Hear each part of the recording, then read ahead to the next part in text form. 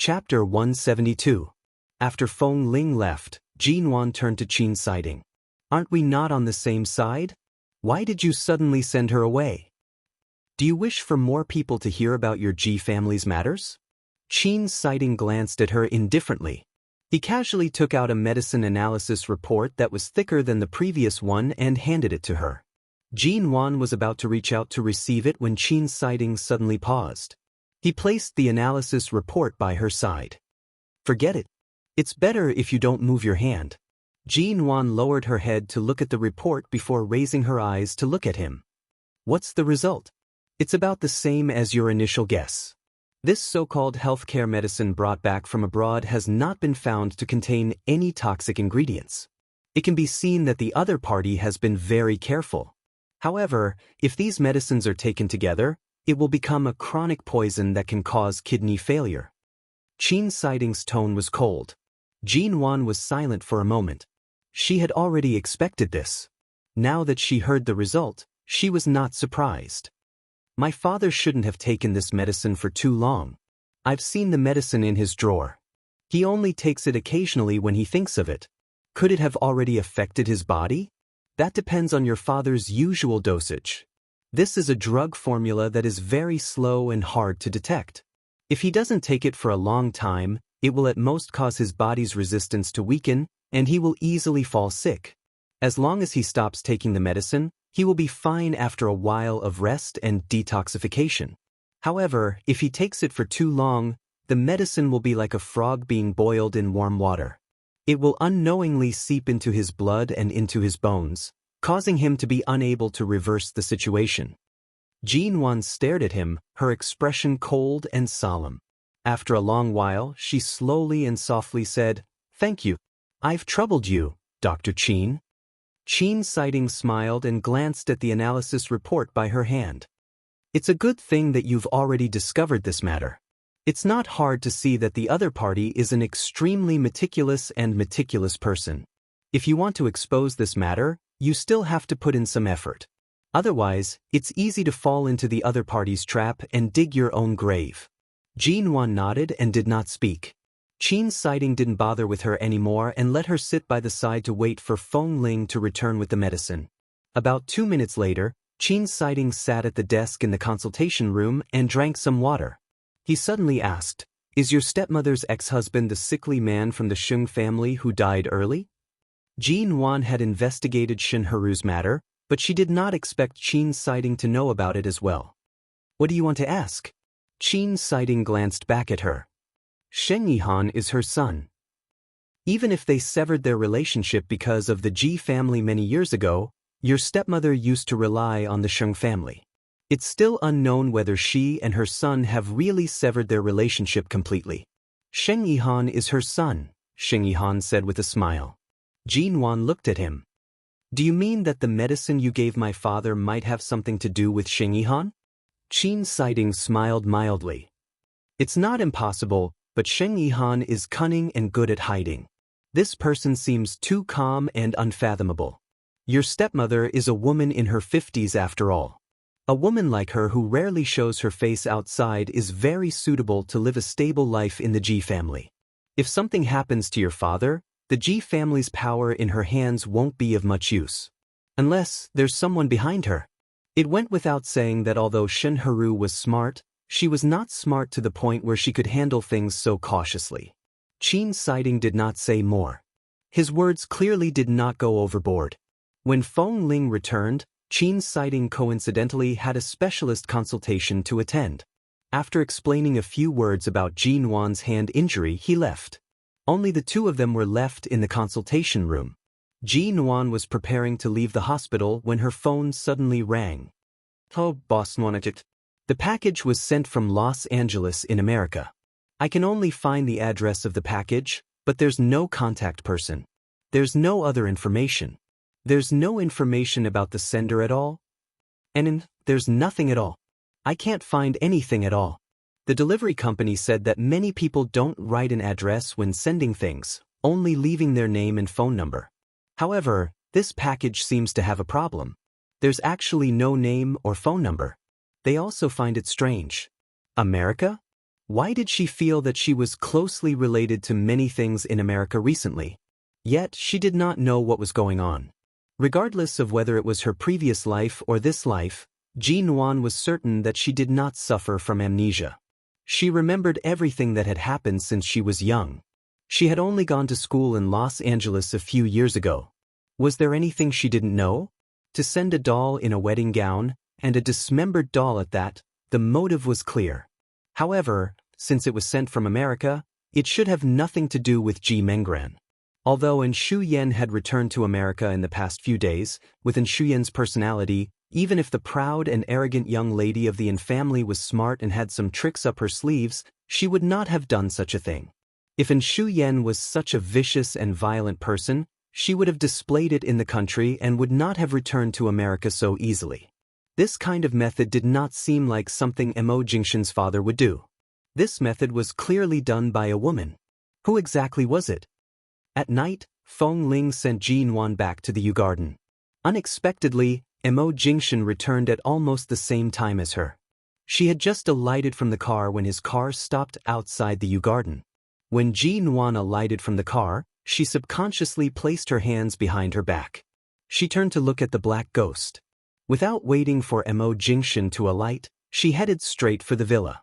Mo Jingshan was talking on the phone in the car. When he saw Ji-Nuan's suspicious behavior, he hung up the phone and alighted. He closed the door and walked over. In the end, Ji-Nuan was in too much of a rush. When she reached the villa, her hand was wrapped in gauze and could not open the door. When she felt Mo Jingshan approaching, her scalp immediately turned numb. Did you do something shameful? You don't even dare to raise your head? Mo Jingshan's voice rang from above Ji-Nuan's head. Ji-Nuan quickly took a step back, moving away from the man to the side. It's nothing. I'm just a little tired today. Why did you get off work so early? Don't you have a business dinner tonight? As Ji-Nuan spoke, she quietly leaned against the door. By the time her last word landed, Auntie Chen had already heard the commotion and opened the door from inside. Chapter 173. Ji-Nuan was rooted to the spot. The sound of the handmade Italian shoes on the ground was steady and powerful, but in Ji-Nuan's ears, it carried an ominous signal. She had just adjusted her expression and was about to reveal a smile as though nothing had happened when she felt a slightly cold finger on her shoulder. Hand, stretch out, Mo Jingshan calmly said. Ji-Nuan stared at him without moving. The man's expression gradually turned cold. After staring at her for a long time, he suddenly chuckled coldly. How long do you think you can hide it? Ji-Nuan sighed heavily in her heart. She really did not want to tell him that she had accidentally caused trouble because of her carelessness today. It was really too embarrassing. She subconsciously took a step back, wanting to use Auntie Chen's presence to enter first. Come here. Mo Jingshan's voice was heavy. Ji-Nuan was helpless and could only walk over with her head lowered. Mo Jingshan lowered his eyes to watch her. She paused for a moment and then saw that Feng Ling was still outside the Yu Garden. She guessed that there was no way to continue hiding this matter and could only stretch out the two hands behind her back. Mo Jingshan lowered his eyes to look at her bandaged palms and slightly swollen fingers. He directly grabbed her wrist and strode into the villa. Auntie Chen saw his cold expression and did not dare to approach to speak. Just like that, Ji-Nuan was brought up the stairs and into the room. It's just a superficial wound. I didn't tell Feng Ling to tell you because I didn't want you to worry. Besides, I've already gone to the hospital to deal with it. It'll be fine as long as it doesn't touch water for a few days. Don't get angry. Ji-Nuan knew that Mo Jingshan was clearly in the calm before the storm. She could only not give up on any opportunity to ease his mood and kept explaining. Mo Jingshan did not respond. He pushed open the bedroom door and brought her in. Go in. I'm in a bad mood right now. Don't make me repeat myself. Ji-Nuan's thousands of words were stuck on the tip of her tongue. She could only enter the bedroom. The moment the door was closed, she turned back to see that Mo Jingshan's expression was indeed very unkind. Explain. He coldly spat out these two words. Let me say this first. Don't blame Feng Ling. She's very dutiful. It's all my fault. I told her not to tell you, Ji-Nuan said helplessly. Mo Jingshan took off his coat and threw it to the side. His movements were not gentle as he tugged at his collar button, speaking to Jin Wan in a heavy voice. Don't be in a hurry to cover up for others. Since you asked her to hide it from me, you should tell me the truth. How did your hand get hurt so badly after less than 10 hours in the studio? Jin Wan had no choice but to truthfully tell him everything that happened today. When she saw the man's gaze turn sharper when he heard about the dismembered doll in the wedding dress, she quickly recounted how she was taken to the hospital by Feng Ling and went to Qin Siding's place to treat her wounds. Her purpose was to let him know that Feng Ling was really responsible for her and that he shouldn't vent his anger on Feng Ling because of such a small matter. The source of the package, have you checked? Mo Jingshan's tone softened. However, rather than saying it softened, it was more accurate to say that there was an unexplainable danger hidden within. Feng Ling is so obedient to you right now. She even dared to hide such a thing from me. It seems like it's time to find a new person by your side. Don't. This matter really can't be blamed on her. She knew that no matter what, I would come back at night. You would find out about this sooner or later. I only asked her to hide it for a few hours. After all, you were in the company during the day. I didn't want you to be distracted, Jin Wan explained. Seeing that Jin Wan was busy protecting Feng Ling and considering whether he would be distracted at the company, yet she did not care much about her own safety, Mo Jingshan seemed to smile. However, Jin Wan could not determine if he was smiling or sneering. She could only hear the slightest hint of a smile in his tone. However, it made her worry endlessly if Feng Ling would be punished because of this matter. Worry about yourself first. Mo Jingshan looked at her, his tone cold. Jin Wan paused and could only say, that was an international package. We only managed to find out that it was sent from America.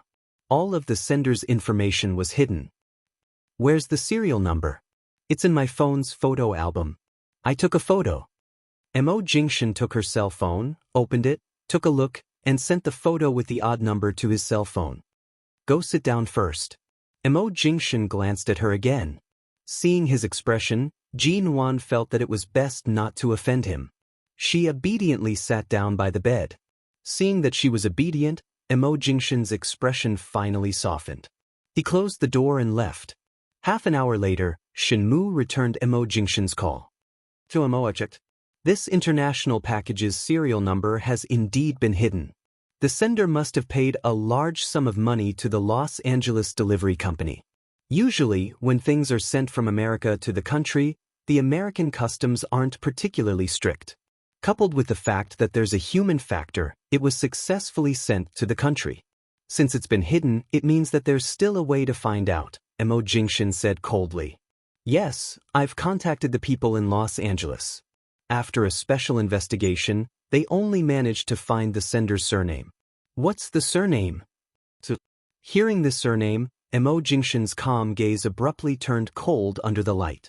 Her hand was injured, but there were some benefits. For example, Qin Siding had instructed her not to bend or move her hand for the next 2 days, and not to touch water for the next 5 days. Thus, when Jin Wan was having dinner, Auntie Chen would send the prepared food up. She would sit by the table, and Mo Jingshan would personally feed her. Open your mouth. Open your mouth. Seeing how badly injured her hand was, she kept winking and smiling as she ate, as though she was very proud of being personally fed by him. Mo Jingshan tossed the chopsticks onto the table and picked up the spoon to feed her a mouthful of soup. Jin Wan pursed her lips and gulped it down. She then looked at Mo Jingshan's serious appearance as he fed her. It was as though he was afraid of scalding her. When she drank the soup, he kept staring at her mouth. He had already blown on it and it was not scalding at all, but he was still overly careful. Jin Wan smiled, almost laughing out loud. She sat by the table and placed her hands on her lap, like an obedient primary school student receiving Boss Mo's feeding. You're still smiling? You didn't place a bomb in the package and cripple your hand, did you? Mo Jingshan stuffed another mouthful of soup into her mouth. I just feel very happy being fed by you. With a husband to dote on me, who wouldn't be happy? Jin Wan was in a good mood. Chapter 174. He stuffed a mouthful of egg into Jin Wan's mouth. She chewed and mumbled, Such an experience is hard to come by. How do you feel? Not much. I feel like I have a daughter. Mo Jingshan picked up another small piece of vegetable and fed it to her without waiting for her to speak. If we have a daughter in the future, you'll most likely spoil her to the heavens. Mo Jingshan's handsome brows rose slightly. Why don't we have one now?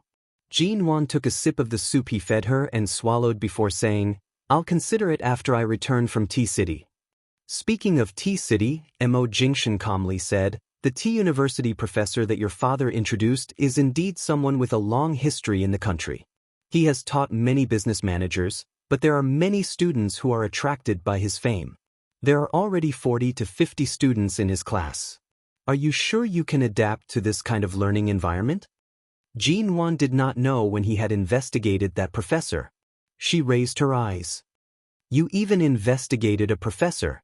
How worried are you about me? Tea City isn't close to High City.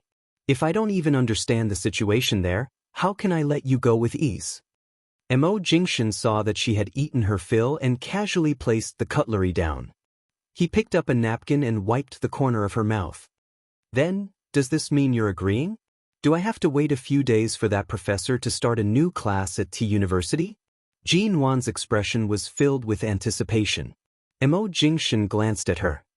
I can invite all the outstanding lecturers to High City to give you a month of tutoring. If 1 month isn't enough, then 2. It's the same even if you study at home. Jin Wan knew that Mo Jingshan would not easily agree to let her go to Tea City.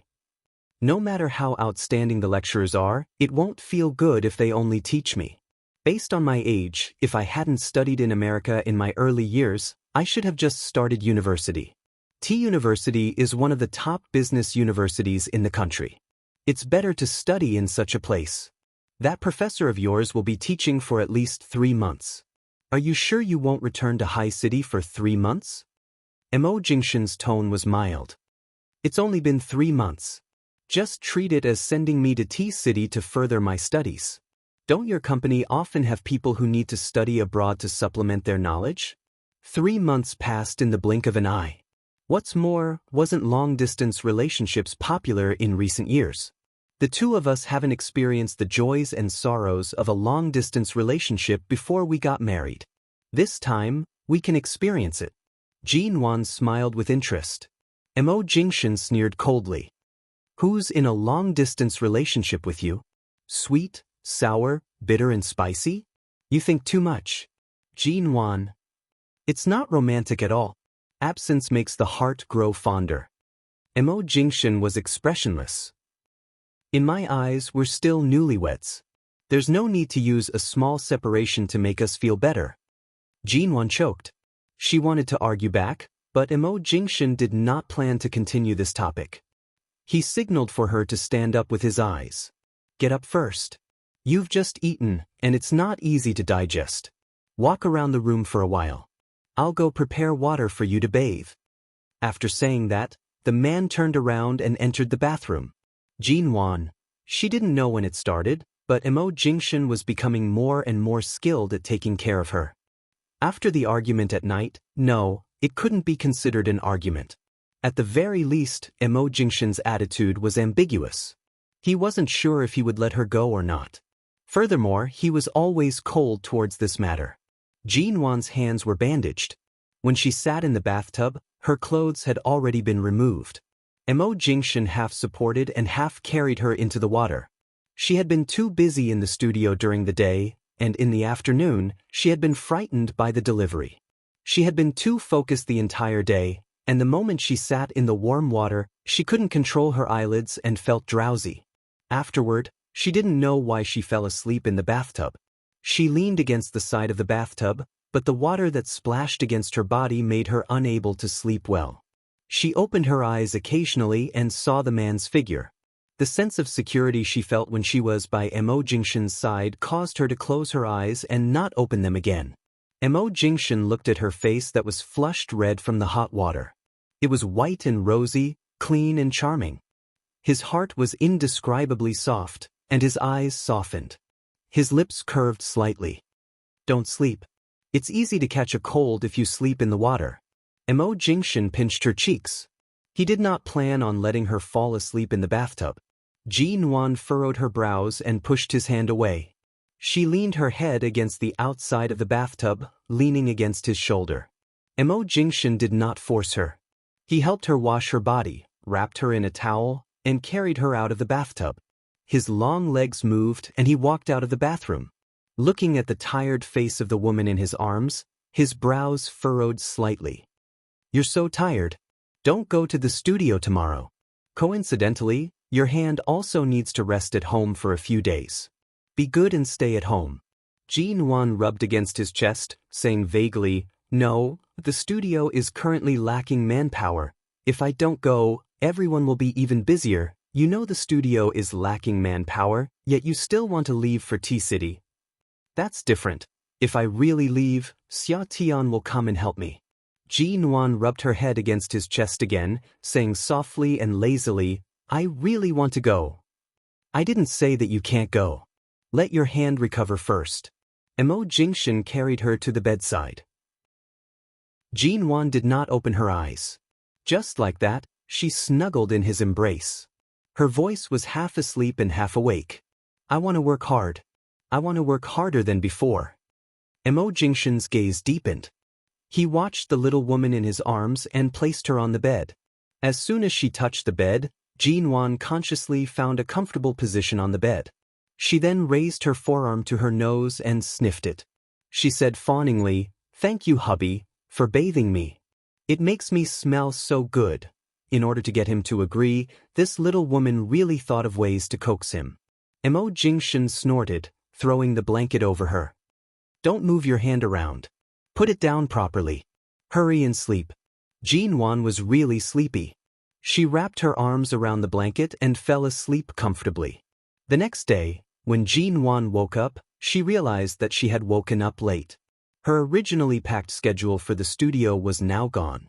After making a call, she found out that Mo Jingshan had transferred someone from his company over to help her organize the various affairs in the studio. After confirming that all the work she had arranged was not delayed, Ji-Wan finally relaxed and laid back on the bed. This man, Mo Jingshan, usually did not say much, but he always did everything well. Everything regarding her was handled exceptionally well.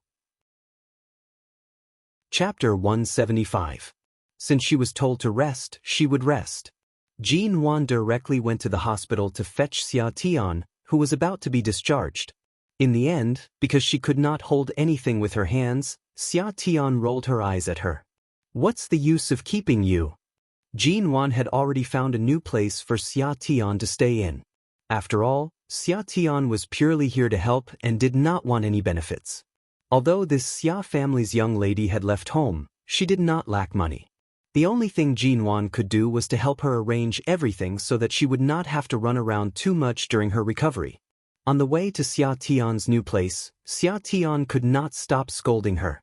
"Look at you. How can you injure your hand so badly just to receive a package? Doesn't your Mo Jingshan's heart ache?" "Even if my heart aches, what can I do? I can only blame myself for being too careless." Ji-Wan remembered that Qin Siding had said yesterday that the bandage would only last for a day. After that, she just had to apply medicine on her hand on time every day. Thus, as she slowly removed the bandage with some difficulty, she briefly explained to Xia Tian about the package she received yesterday. Xia Tian listened for a while. Initially, because there were outsiders in the taxi, she did not speak. After alighting from the car, Xia Tian asked the person helping her with her luggage to enter first. She looked at Ji-Wan from outside and asked, "This package is clearly a love rival trying to scare you. Who is so bold as to send this kind of thing to your studio? Isn't this blatant provocation?" As she spoke, Xia Tian turned around to look at Ji-Wan seriously. "Apart from that and Shuyan, who else do you know about your love rival?" Ji-Wan could not help but think for a moment when the word love rival was raised. Since it's a package from America, this matter should have nothing to do with Ji Mengran. As for America, Ji-Wan hesitated for a moment. "Apart from in Shuyan, I really don't know who else." Xia Tian's expression was one of exasperation. "Who else is eyeing your husband, this piece of meat? You actually don't know?" Do you know if Mo Jingshan has any other women in the country or abroad? I'm not too sure. There are only some rumors, but I can't confirm whether it's true or not. Xia Tian rolled her eyes. You don't even know about such things. Wan, how much do you trust him? Mo Jingshan was a man that could only be chanced upon and not sought after. How many women were eyeing him? How many women wanted to sleep with him? You're not even on guard? But I trust him. Trust my ass. Now your love rival has thrown a knife right in front of you. This time, it's a dismembered doll wearing a wedding dress and a blade. He's trying to scare and curse you. Who knew what would happen next time? You have to investigate this matter thoroughly. Mo Jingshan had been in America for so long. To him, In Shu Yan was only a woman his father wanted to force onto him. Perhaps he didn't care about In Shu Yan, but did he not have any other women? Or other women who were eyeing Mo Jingshan covetously? Sending such a doll in a wedding dress, it is obvious that she has a deep grudge against your marriage. If this isn't the provocation of a love rival, what else can it be? Alright. Hurry up and go in. You're giving me goosebumps. Xia Tian refused to go in and continued to speak outside the door. No matter how well Mo Jingshan treats you, he is still a grown man. Before you got married, he must have had his first love, right? I don't know. Xia Tian was about to be angered by her. Wan, I'm telling you, if you continue to be so careless, you won't even know which woman will rush to his bed in the future. Mo Jingshan is the Adonis of many unmarried girls in Haicheng and even in the country. He is now the CEO of the Mo Corporation and the only grandson of the Mo family. In the future, if he goes to America to inherit shine, women will rush to him like carps crossing the river.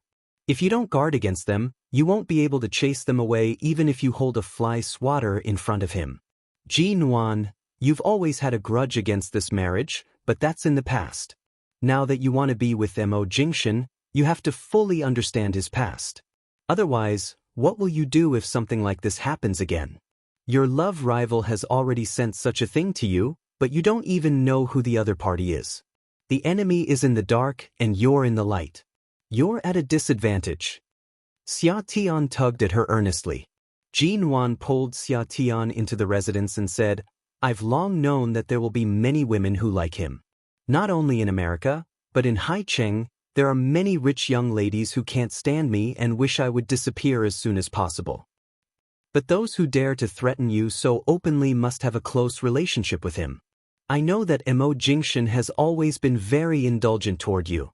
Speaking of which, is your sexual life harmonious? Xia Tian suddenly asked. Wan pursed her lips. Forget it. Although your hand is injured, your rosy cheeks clearly indicate that you've been moisturized in various ways. From the way I see it, Mo Jingshan is really attentive toward you. If it was any other woman who has thoughts about Mo Jingshan, they would most likely be jealous to the heavens and explode from anger. Serves you right. How dare you harbor such thoughts toward a married man?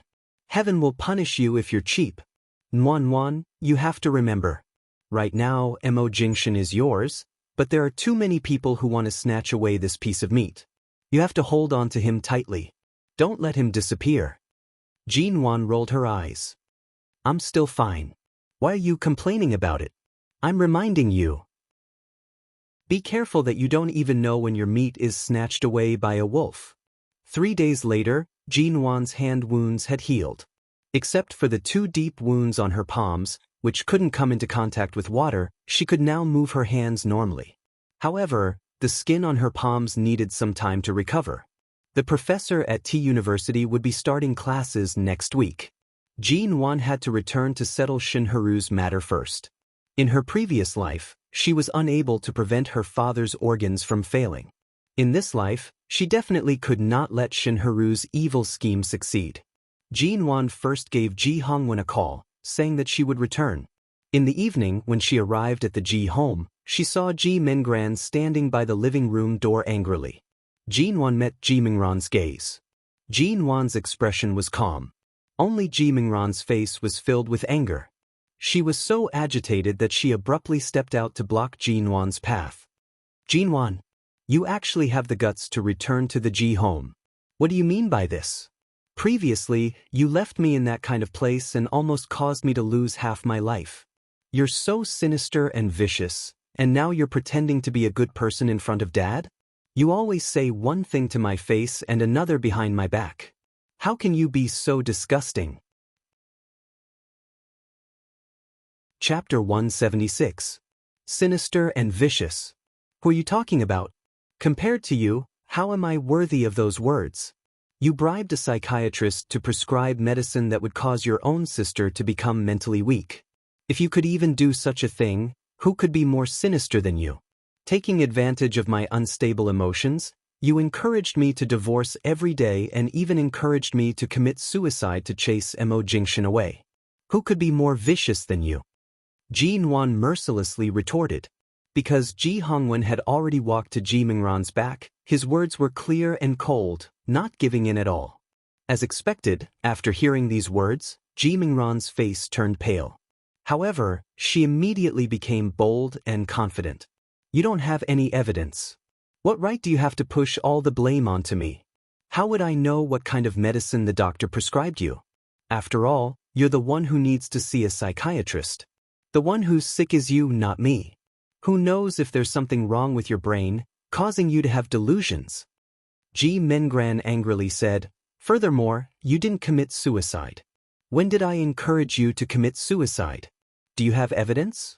Do you have witnesses? It's all your imagination. Don't try to frame me.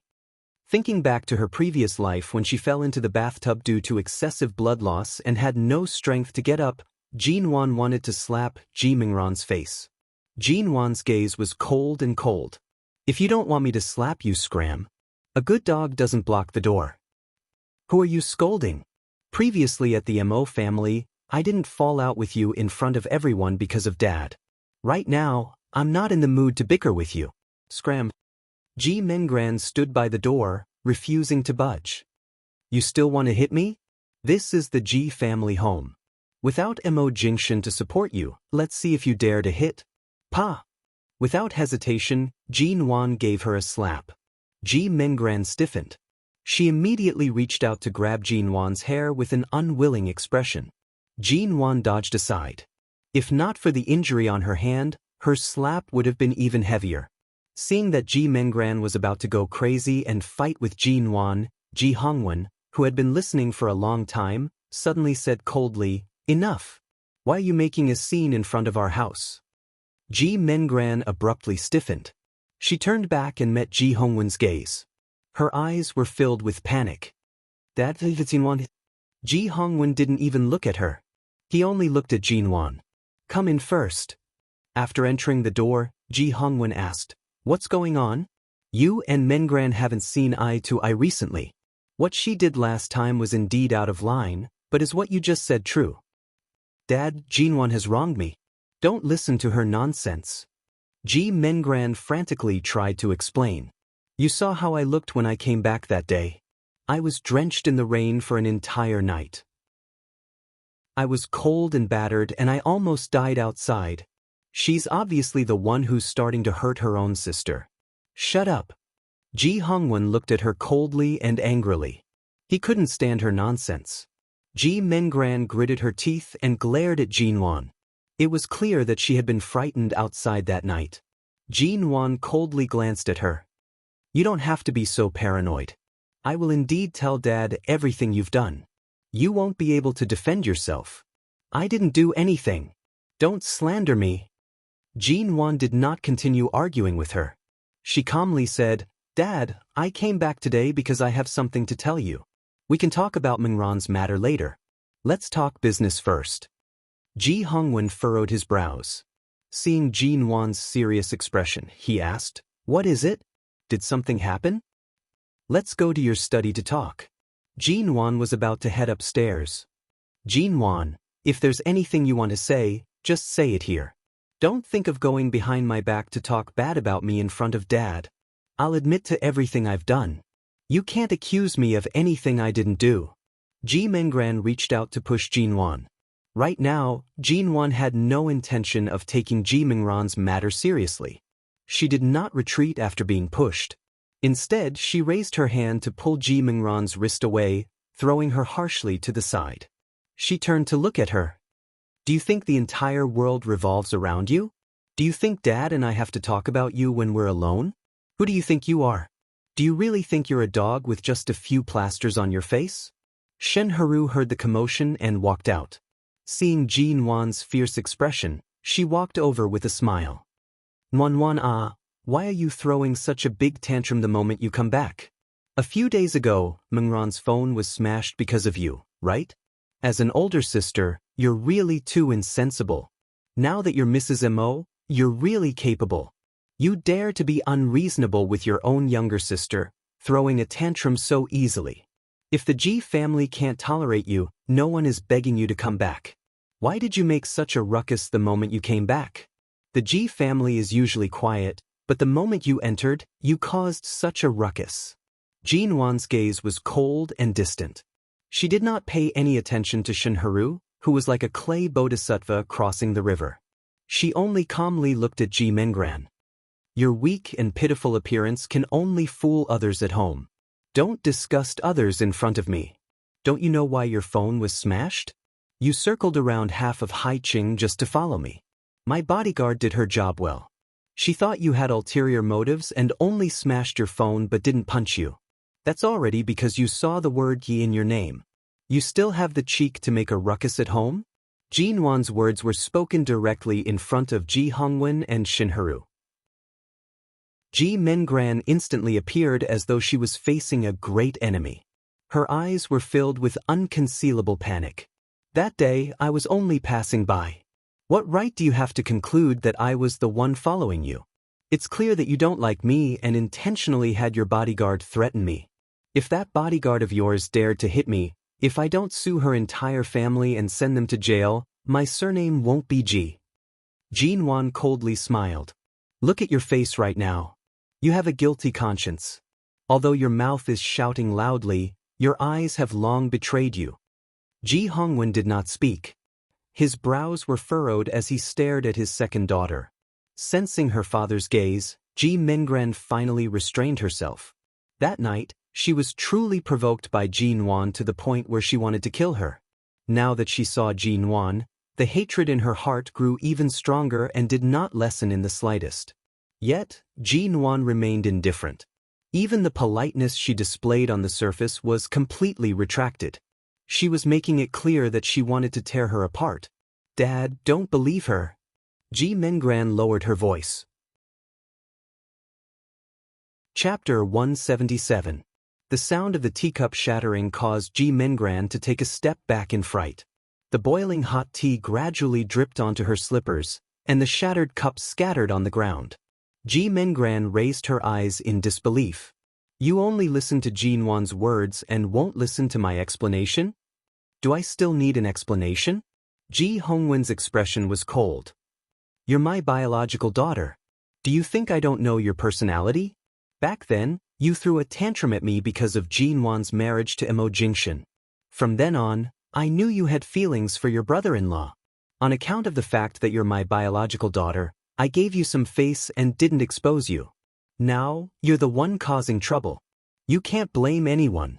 Ji-Mengran appeared as though she had heard a joke. Since you know what I'm thinking, you still gave all the things I like to Ji-Nwan. Is there anyone as biased as you? Ji Hongwen's expression was instantly enraged. Since young, whatever you liked or what Ji-Nwan liked, as long as you opened your mouth, she would unconditionally give it to you. Your two daughters have been spoiled by me. She is indeed arrogant outside and is often criticized by others, but she only treats you, her younger sister. Whatever you want, she will give it to you. What else do you want? Is it because you're used to snatching things from Ji-Nwan's hands? Now that she refuses to give her legal husband to you, are you going to become enemies with her? As he spoke, Ji Hongwen angrily pointed at the pale Ji-Mengran.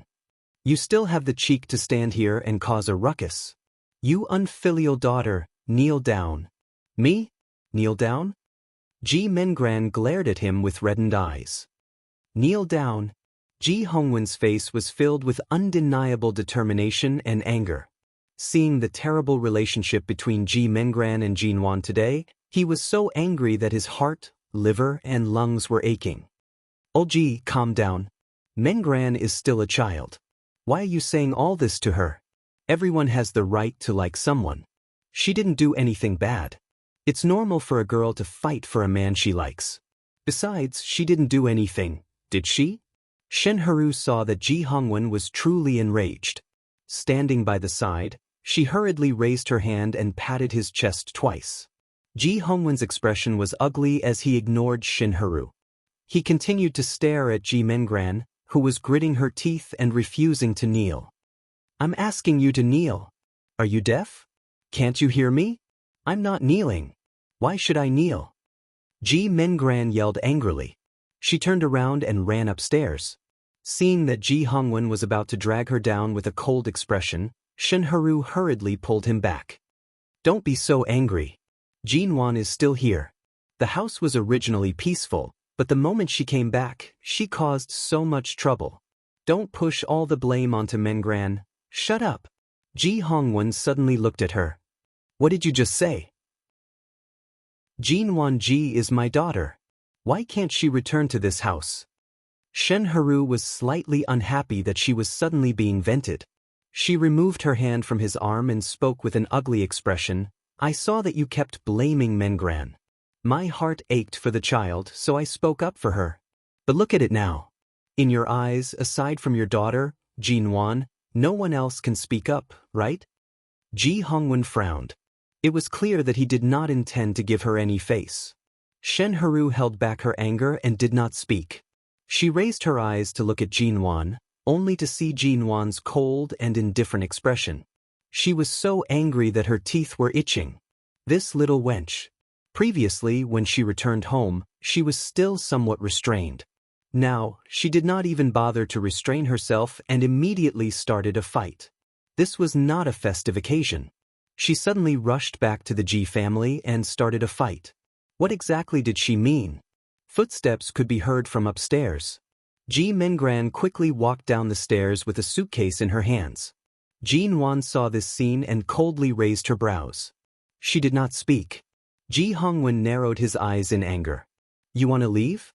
Fine. If you dare to walk out of the house with a suitcase, don't ever come back. Scram. Our Ji family doesn't have a daughter like you. Ji Mingran's footsteps abruptly froze. However, she did not look at anyone as she dragged her suitcase down the stairs. She glanced at Jinwan one last time before pulling open the door and walking out. Aya, this child, why is she leaving? Shenharu muttered. She then looked at Jinwan and softly complained, how can there be such a sister? No matter how wrong Mengran is, at the very least, she has never done anything that goes against reason. Why can't you tolerate your own sister and have to force her to leave? Are you only satisfied when Mengran cuts off all ties with the family? Are you only happy when your family is destroyed? Will it kill you to speak less? Ji Hongwen turned to glare at her angrily. Shenharu was about to speak again when she suddenly heard Jinwan speak mildly.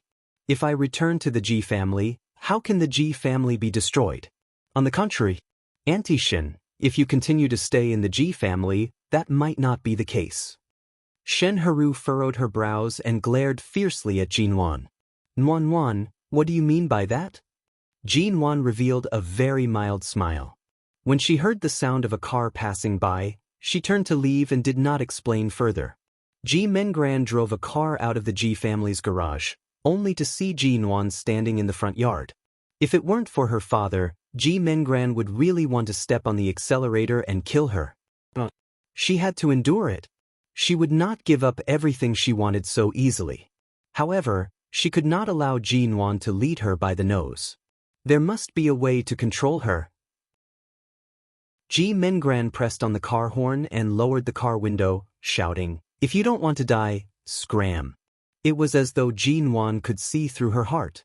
She stood there without moving, coldly and indifferently glancing at her. Ji Mengran angrily got out of the car. She slammed the car door and walked toward her. Do you really think that with Dad backing you up, you can be so arrogant? Jinwan, let me tell you. Where do you want to go? Jinwan appeared as though she did not hear her words. She only smiled faintly and glanced at Ji Mingran's furious expression. Seeing Jinwan's expression, Ji Mingran was about to go crazy.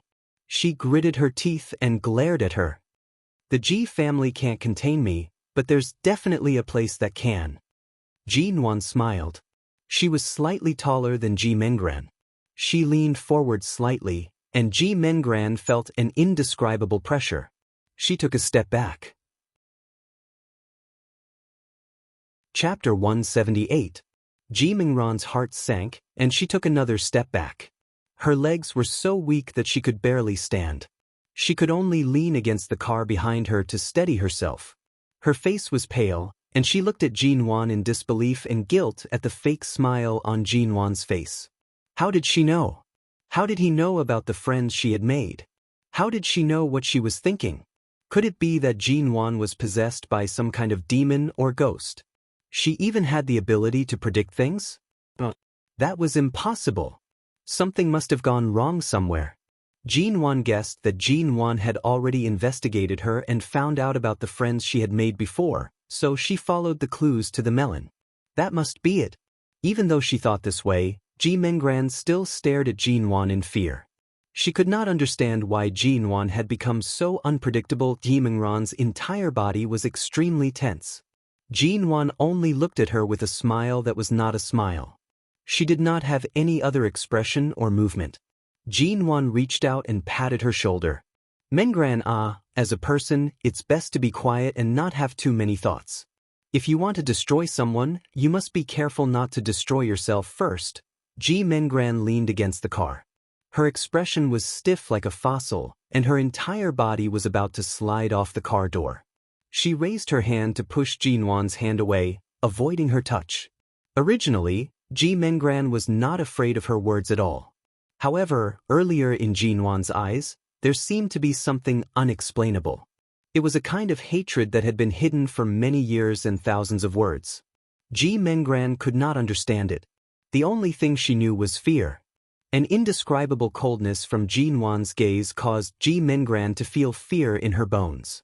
The coldness that seeped into her bones was indescribable. Since things had already developed to this stage, Jinwan did not intend to keep Ji Mingran in suspense any longer. You're on your own.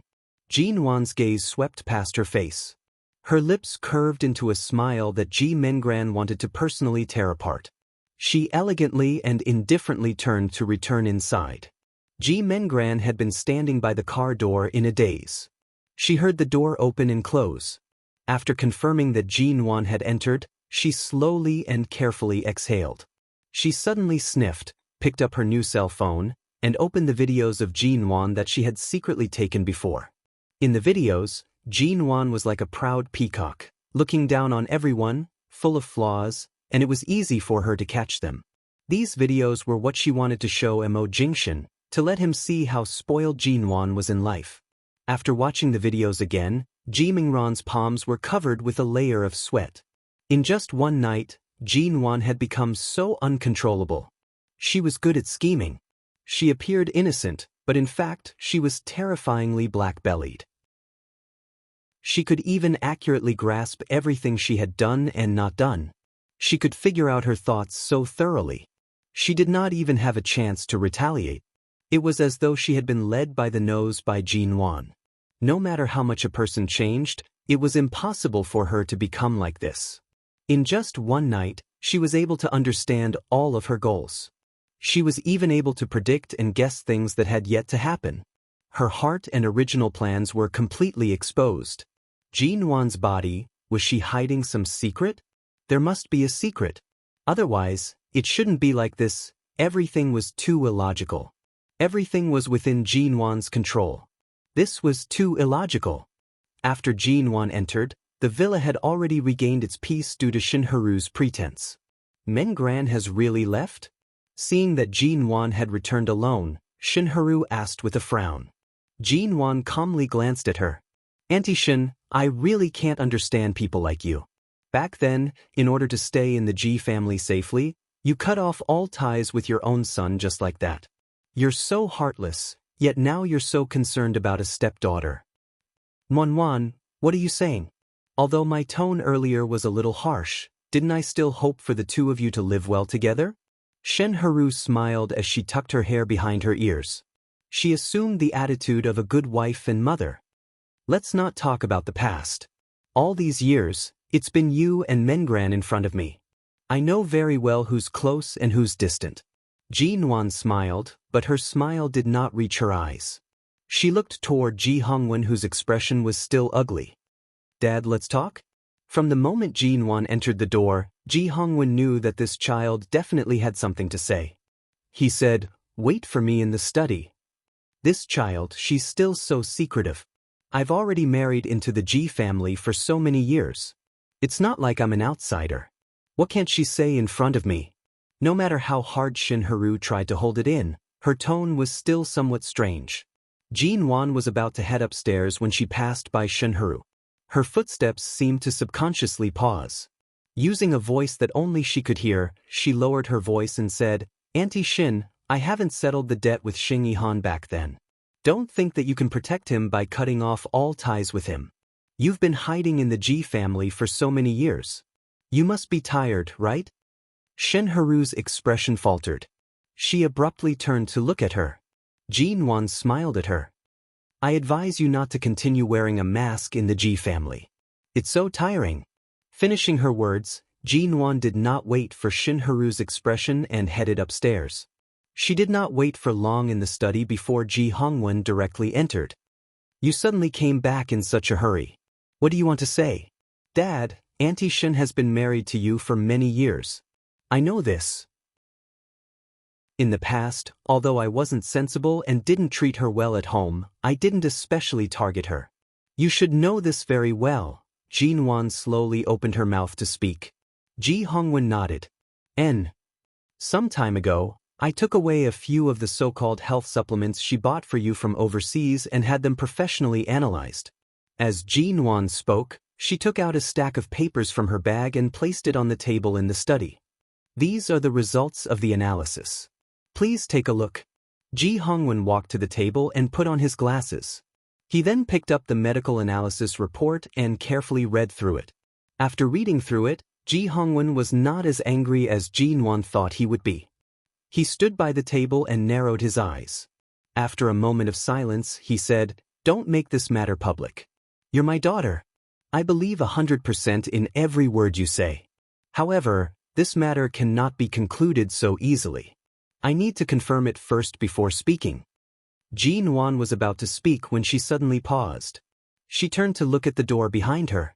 Outside the door, there was a figure carefully standing there. As though afraid of being discovered, he quietly hid by the door, revealing only a small part of his shadow. If Jinwan was not standing so close to the door and was more sensitive, she would not have noticed him. She looked in the direction of the door before turning to look at Ji Hongwen. She slowly curved her lips at him.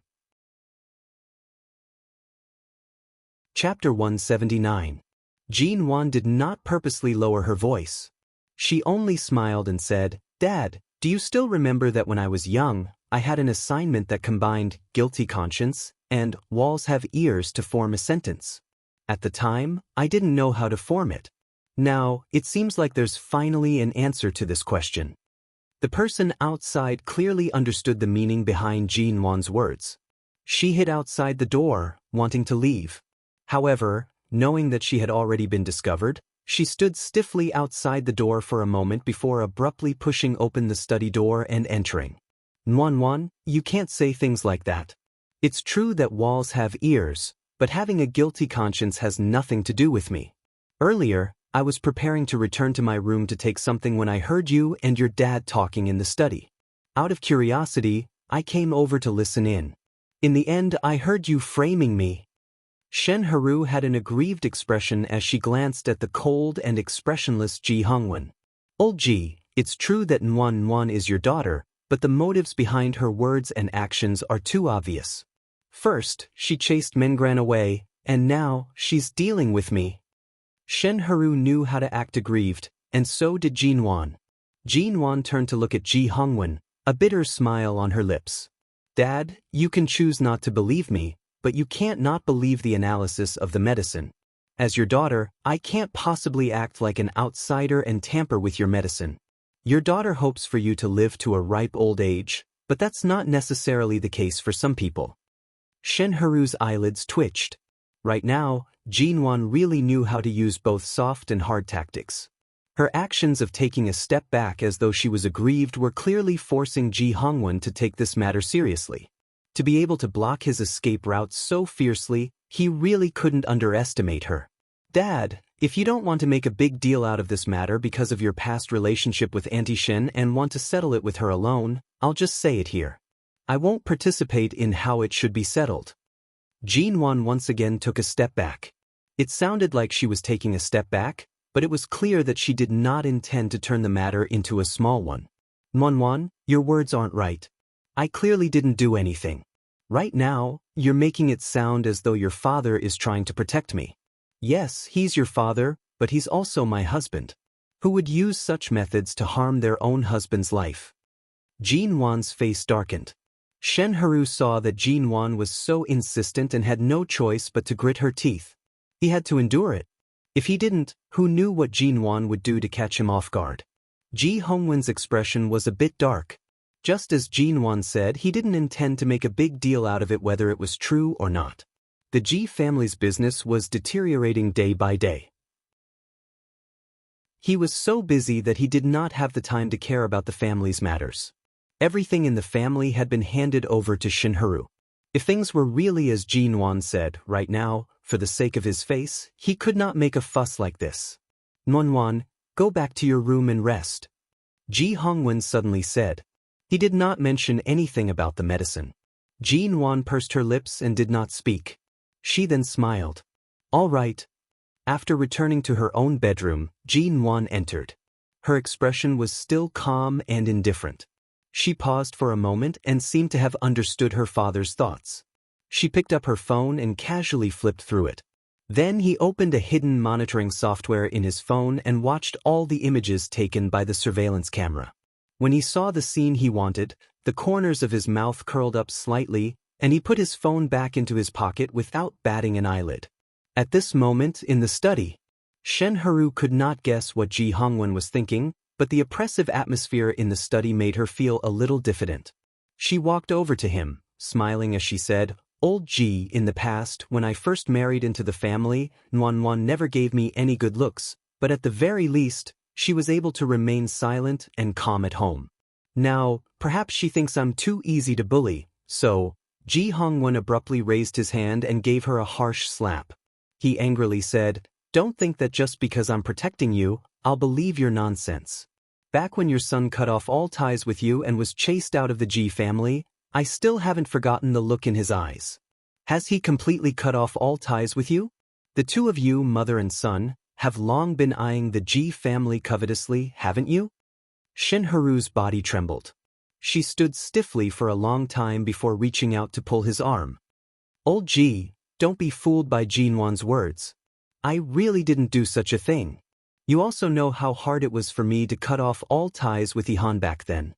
You also know that after so many years, as long as someone mentions his name, I can't control myself. As a mother, my heart has always been uncomfortable, but you can't use his matter to suspect me again and again. Yes, I admit that Ihan has returned to the Sheng family now. That matter back then was his fault, but that's all in the past. I swear that everything Ihan has done after returning to the Sheng family has nothing to do with me. Regardless of whether it's Sheng Ihan or the Sheng family, it no longer has anything to do with me. Ji Hongwen coldly smiled. Is that so? I swear to the heavens and earth. I've stayed in the Ji family for so many years, wholeheartedly protecting this family for you. Shenharu's eyes were red. Ji Hongwen chuckled. What's with the medicine? Even if Nwanwan finds you an eyesore, without any evidence, she would definitely not say such things. The analysis report of the medicine is right here. How can you explain it? Shenharu immediately refuted. Her analysis report is fake. Fake. Ji Hongwen coldly stared at her. What evidence can you bring out to prove that this report is fake? Isn't it just taking the medicine out for an examination? Then check it again. Check it again in front of all of us. I don't believe that she can do anything in front of all of us. She took this kind of analysis report to frame me. Who knows where she got the medicine from to make a fake report? Ji Hongwen did not speak. His expression was still unhappy as he glanced at her. Shen Haru had an aggrieved expression. Look, we still don't know the truth. Just because of a few words from Jin Wan, you no longer trust me. You don't even give me any face. Your daughter is really smart now. She knows how to drive a wedge between us husband and wife. Ji Hongwen was filled with anger. When he heard these words, his expression turned even uglier. Without a word, he abruptly walked out of the study. Seeing this, Shen Haru's eyes brightened. She turned and followed him out. Old Ji, we have to check those medicine again. You have to help me clear my name. Otherwise, how can I continue living in this family in the future? Ji Hongwen was about to head to his room with Shen Haru following behind. When the two of them passed by Jin Wan's bedroom, they saw that Jin Wan had already come out. Jin Wan stood by the door, playing with her phone in her fingers. Clearly, she had heard Shen Haru's words.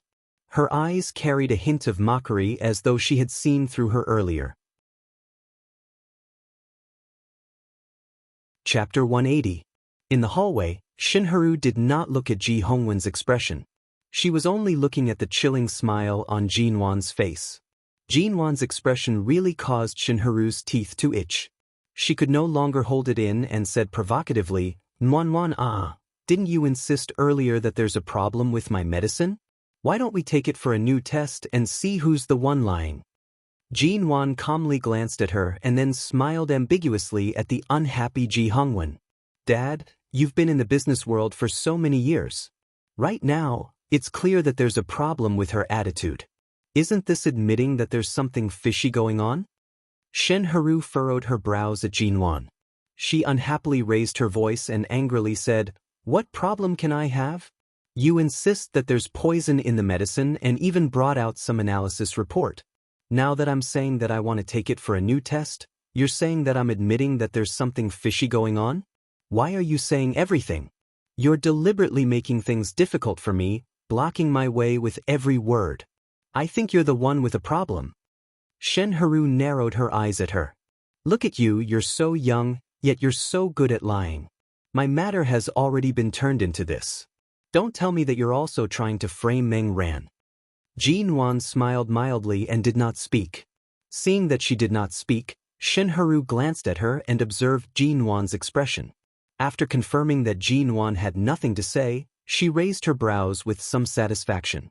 Wan, did you think that it was too easy to pull down Meng Ran's position in the Ji family, so you planned to make a move on me? Today, Meng Ran ran away from home just like that. In the blink of an eye, you're targeting me. Are you trying to swallow the Ji family whole? Your father is still alive. Isn't your appetite a little too big? Auntie Shen, there's no need for you to fan the flames. I've brought evidence back. No matter how you refute, it's useless. The evidence speaks for itself. Why don't we be more practical? You say I'm framing you, but where's the evidence? Jin Wan retorted, appearing as though she was innocently walking into Shen Haru's trap. Shen Haru chuckled. Evidence, I have it. I'm just afraid you'll cry when the time comes. After all, I'm already so old. I've thought things through more clearly. As long as the misunderstanding is resolved, it's fine as long as your father understands me. But if your malicious nature is exposed, who knows how Mo Jingxin and the Mo family will look at you in the future. With that, without waiting for Ji Hongwen to speak, and without looking at Jin Wan's eyes, she turned and walked quickly to the master bedroom.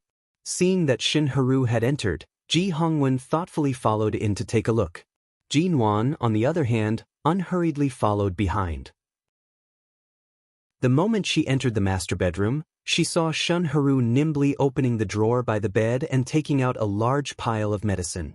The medicines that Jin Wan thought were problematic were laid out one by one. She turned back to look at Ji Hongwen. Old Ji, these are the medicines I bought for you, right? Ji Hongwen nodded. Old Ji, this is the medicine I bought for you, right? Ji Hongwen, however, furrowed his brows. Seeing how she could not wait to get away from her crime, and how she placed all the medicine, it was as though she knew all along. This woman whom he had married for so many years, he had never seriously considered whether she had any other intentions. However, at this moment, there was no need for Jinwan to say anything. He could already see that there were too many problems hidden within.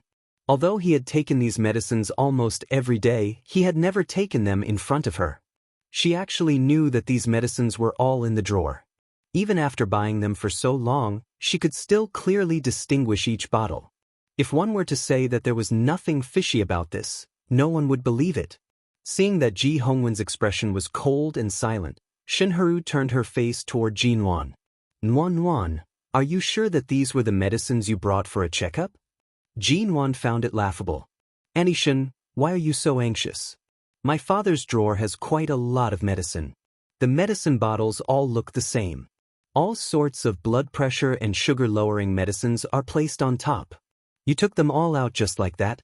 Those who don't know would think that you've been staring at the placement of these medicines every day to see if they have been taken.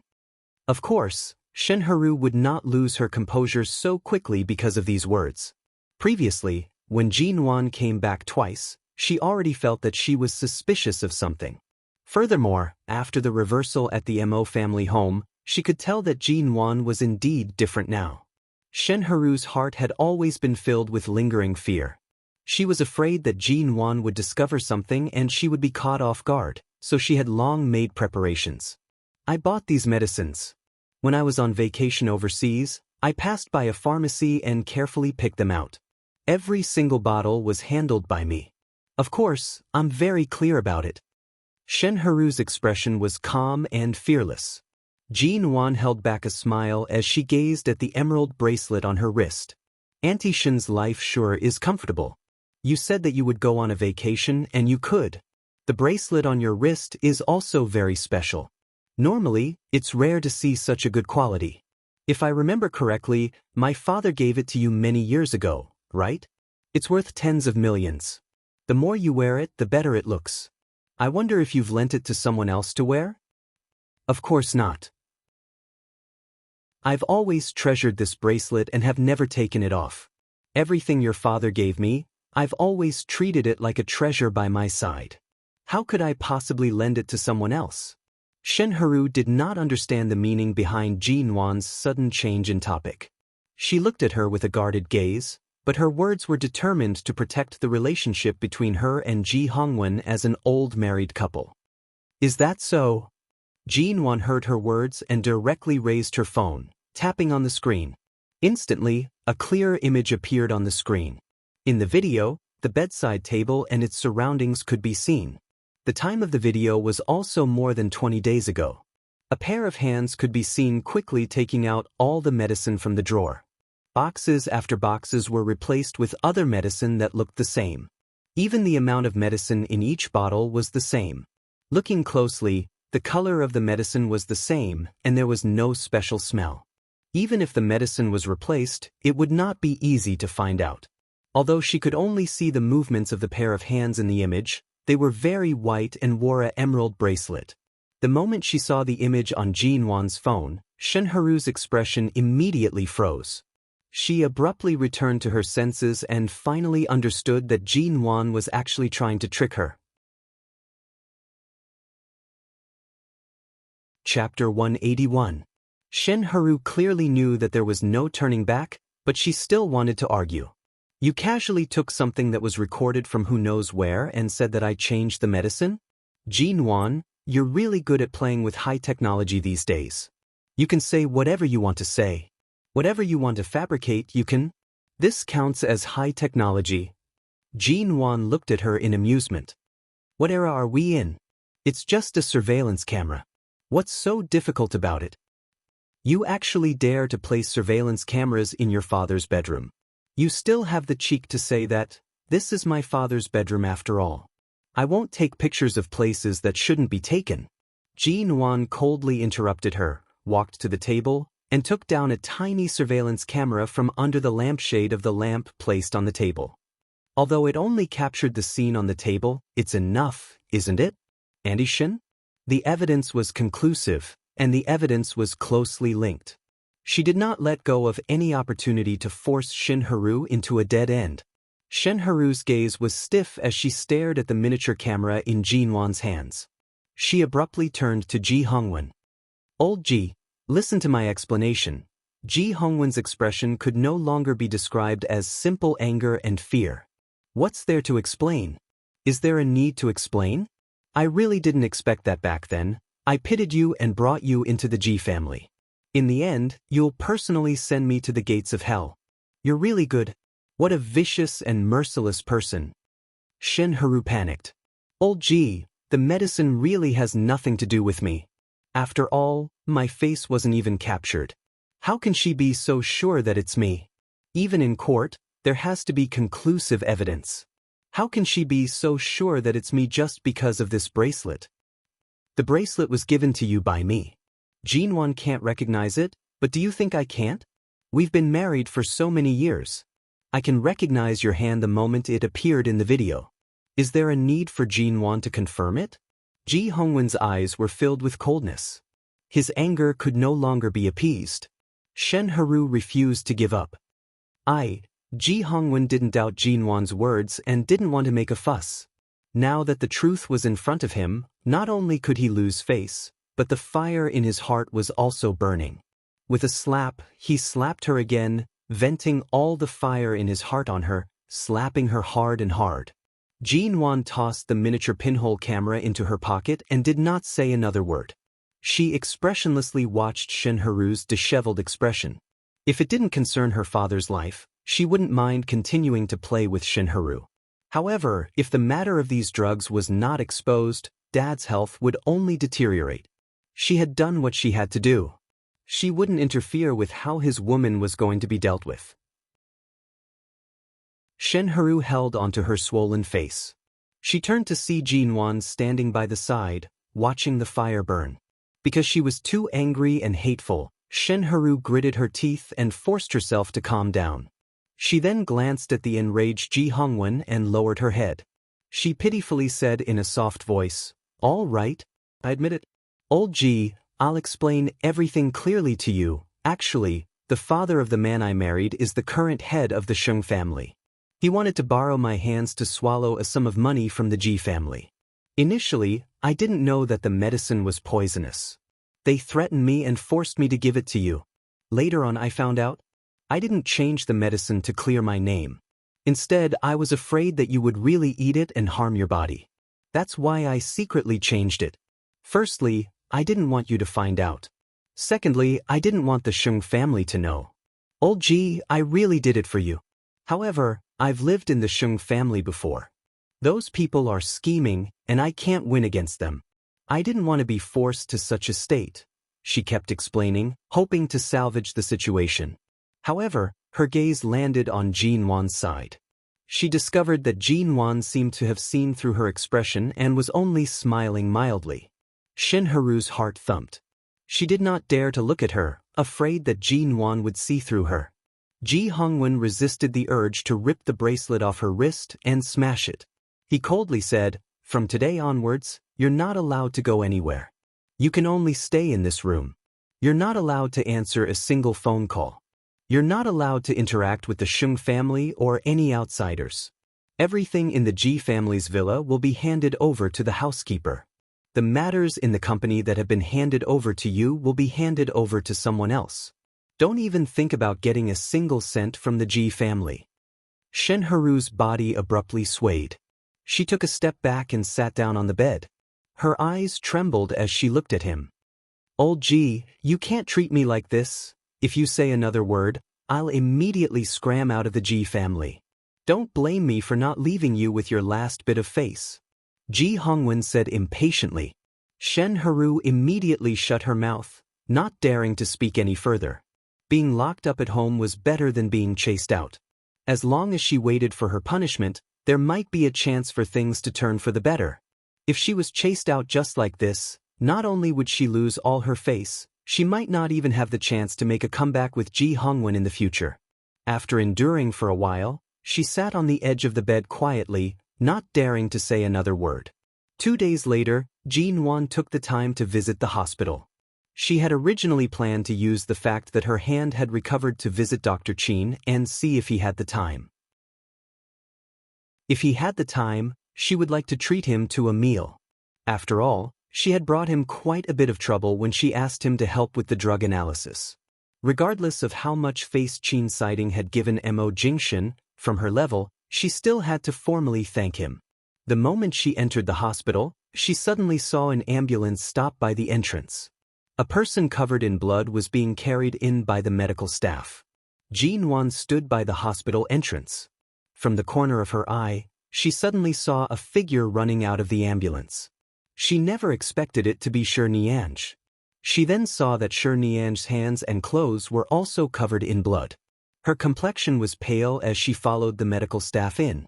When she passed by, Jin Wan asked with concern, "Miss Shi, did something happen?" Shi Nianj's footsteps paused. She turned to see Jin Wan. In her panic, she only nodded politely at Jin Wan. She did not say much and continued to run in. The medical staff who followed behind shouted, "Everyone, make way, make way. There's a huge car accident ahead. There's an injured person behind. Make way." Jin Wan immediately took a step back and saw another person covered in blood being pushed in. Chapter 182. When the medical staff went in, Jin Wan walked up to her. "Miss Shi, are you all right? There's so much blood on your body. If you're injured, go and deal with it quickly. Is it your friend or someone else inside? I'll stay and talk to the doctor for you. Go and check your wounds." "I'm fine." Shi Nianj turned her eyes and raised her hand to show Jin Wan the blood on her hand and body. "I'm not injured. The blood is all theirs. My driver and assistant are injured. They're seriously injured. I'm fine." At this time, many reporters ran in from outside the hospital. While filming the situation in the hospital, they came over to ask, "Excuse me, are you the family or friends of the injured? Can anyone tell us in detail about the heavy car accident on Yuanyang Avenue?" Outside the emergency room, there was a sudden chaos because of the reporter's intrusion. Shi Nianj did not speak. Jin Wan was about to separate her from the reporters when suddenly, a low male voice came from behind the crowd. "Get out of the way." That voice was unbelievably cold. Jin Wan turned her head abruptly and saw Qin Siding standing there expressionlessly in a white coat. As soon as Qin Siding appeared, all the medical staff on the first floor of the hospital fell into silence. No one dared to speak loudly. The reporters were stunned. When they turned back to see that it was a doctor who was so rude, they directly raised their cameras to point at him. However, before the reporters could speak, the hospital's security guards had rushed out from behind Qin Siding and chased the reporters out. As they were chased away, they said sternly, "The emergency room is not a place for reporters to film. Get out quickly. Don't block here and delay the doctor's treatment of the injured. Go." In an instant, the surroundings finally quieted down. Qin Siding glanced at Jin Wan coldly and indifferently, and then, as if inadvertently, his eyes fell on Shi Nianj, who was standing behind Jin Wan. Seeing Shi Nianj standing there with a pale face and not speaking, he walked over. The man's voice was low and cold. "Where are you hurt?" This question was clearly directed at Shi Nianj. Shi Nianj clearly did not expect that the hospital she was brought to by the ambulance was actually the hospital where Qin Siding was. She was silent for a moment. There was no obvious expression on her pale face. She only said mildly, "I'm not hurt." When she answered, Shi Nianj did not look at Qin Siding. Her eyes were cold and clear, as cold as Qin Siding's. Qin Siding had one hand in the pocket of his white coat. His cold eyes swept over her, and a cold smile appeared on his lips. "That's true. Miss Shi's life has always been tough." At this moment, Shi Nianj abruptly turned to look at him and met Qin Siding's cold gaze. Her gaze was calm and her tone was cold. "Right now, my driver and assistant are seriously injured. Their lives are unknown. Dr. Qin can target me, but please don't add insult to injury at this time." Qin Siding scoffed coldly before sneering coldly, "I really couldn't tell that Miss Shi actually has a conscience toward the people around you. That conscience of yours that was eaten by a dog has been slowly growing back after all these years in America." Shi Nianj did not speak anymore and stared at him. Jin Wan did not wish to interfere in other people's emotional matters, But she could not bear to listen any further. She moved closer to Qin Siding's side and said softly, "Dr. Qin, when Miss Shi ran in earlier, she seemed to be limping. She might have hurt the tendons in her leg or injured her ankle. Her complexion is so bad. Although the blood on her body is not hers, she must have been frightened. You're a man. Don't stab her heart at a time like this, okay?" At a time like this, he was still rubbing salt on Shi Nian's wounds? She really could not tell that this man, who clearly held a scalpel to save lives every day, was actually such a cold-blooded and heartless fellow. Frightened? What does frightened count as? Qin Siding said coldly and meaningfully, even if a person with a heart of stone was pierced by 1,000 arrows, they would not feel anything. If a few words of mine could stab her heart, she would not be Shi Nian. After finishing his words, he abruptly turned to leave. Although Jin Wan wanted to accompany Miss Shi, who appeared to be in a sorry state both physically and mentally, the two of them were not familiar with each other. Furthermore, the purpose of her visit today was to thank Dr. Qin. After hesitating for a moment, she turned to leave the crowd. Qin Siding took the lead and entered the elevator. Before the doors closed, Jin Wan rushed in. Qin Siding glanced at her indifferently. His gaze was cold and indifferent. Clearly, he was not in the mood to speak. The elevator ascended slowly. Jin Wan watched the tall and cold man dressed in a white coat and chuckled teasingly. "You clearly care about her, yet you insist on acting like you're heartless. You men's hearts can be considered a needle at the bottom of the ocean." Qin Siding's expression was heavy, and he did not speak. "Isn't your consultation room on the 16th floor of the hospital? The speed of this hospital's elevator is so slow, and there are often calls from other floors in the middle. You used such a short time to come down from the 16th floor. Clearly, you rushed down the stairs in one breath. You rushed to the first floor with the fastest speed possible and saw Miss Shi. After confirming that the one injured in the car accident was not her, you began to act as though you wanted to freeze the other party into ice. What's the point?" Qin Siding coldly glanced at her. "Do you women all have so much to say?" Jin Wan raised her brows and did not speak further. After all, she did not understand the situation and could not speak further. "Isn't your hand already healed? Why did you suddenly come to the hospital?" Qin Siding directly changed the topic, looking at her unhappily. "I came to thank you. Previously, you helped me bandage up my wound, and the medicine you prescribed for me were all very effective. Also, you helped me analyze my father's medication. Recently, I've really troubled you with many things, so I wanted to properly thank you." Qin Siding snorted indifferently. "There's no need to thank me. If you want to thank someone, go thank your man." Seeing Jin Wan's puzzled gaze, he coldly reprimanded, "I've been so busy all day. If it weren't for your man constantly pushing your problems onto my head and urging me to resolve them as soon as possible, those medicines would have been in my drawer until the end of time." Jin Wan. He was really frank and straightforward. "Although that's the case, I've troubled you. I originally wanted to treat you to a meal, but since you're so busy, we'll talk about it when you have time." Jin Wan's gaze shifted, and she suddenly smiled. "When the day comes, Jing Shen and I will treat you. Call Nanheng and Miss Shi as well."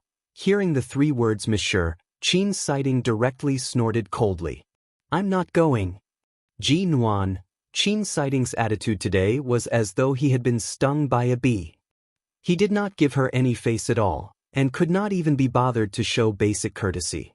Jin Wan also did not continue adding oil to the fire.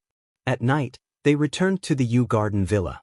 Auntie Chen said that Mr. Mo had already been back for a while. Jin Wan returned to her room. When she pushed open the bedroom door, she heard the sound of water coming from the bathroom. Chapter 183. Hearing the phone ring, Jin Wan originally did not plan to answer it. She guessed that Mo Jingshan would be done showering soon, so she waited for him to come out and answer it himself. However, the phone kept vibrating. After a while, it continued to vibrate. It was already so late.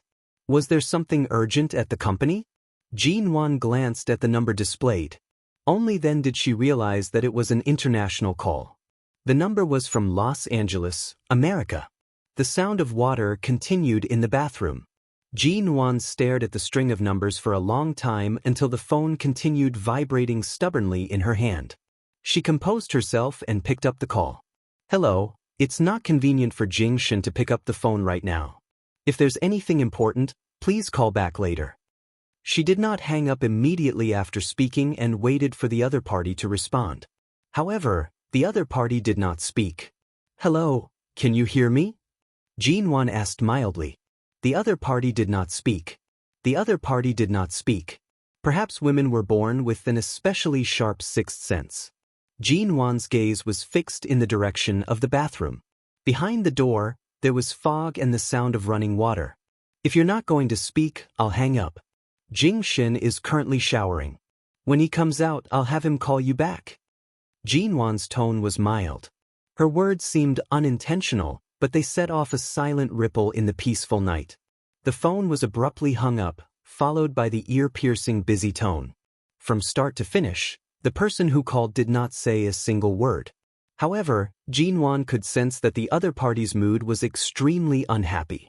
Jin-won sat on the sofa, holding his phone in a daze. The sound of water in the bathroom and the night outside complemented each other. She did not sleep well at the G home previously, and sleep quickly swept over her. Just as she was about to fall asleep on the sofa, a cool and wet arm reached over from behind her waist. She shivered abruptly, and the phone slipped out of her grip and fell to the ground. "You're done showering?" Jin-won's head naturally leaned against his shoulder.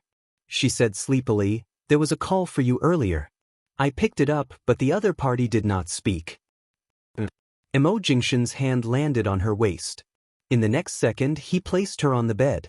Jin-won hadn't taken a shower yet. She didn't want to sleep so early, but she was really sleepy. She frowned and finally couldn't help asking, "Aren't you going to call him back?" Emo Jingshin pressed down on her body, who was about to get up. He lifted the blankets and pulled her into his embrace. He kissed her forehead, saying softly, "There's no need." He didn't even look at his phone after he came out. In the dead of the night, Jin-won turned over in her sleep. She was still in Emo Jingshin's arms. She opened her eyes and looked at where his phone was. It seemed like his phone didn't make any more noises. She was really too sleepy. Recently, Jin-won often felt sleepy. Last night, when she had dinner at the G home, she also did not have much of an appetite and felt weak all over. She glanced in that direction again, then closed her eyes again and leaned into the man's embrace to sleep. In the dark night, the room was silent. The next day, when Jin-won received a call from the police station, she was rushing to the studio. "Hello, Miss G. This is the Central City Police Station. May I ask if you know Madame Xia Tian?" Jin-won was startled. "I do. She's my friend and also a member of our studio.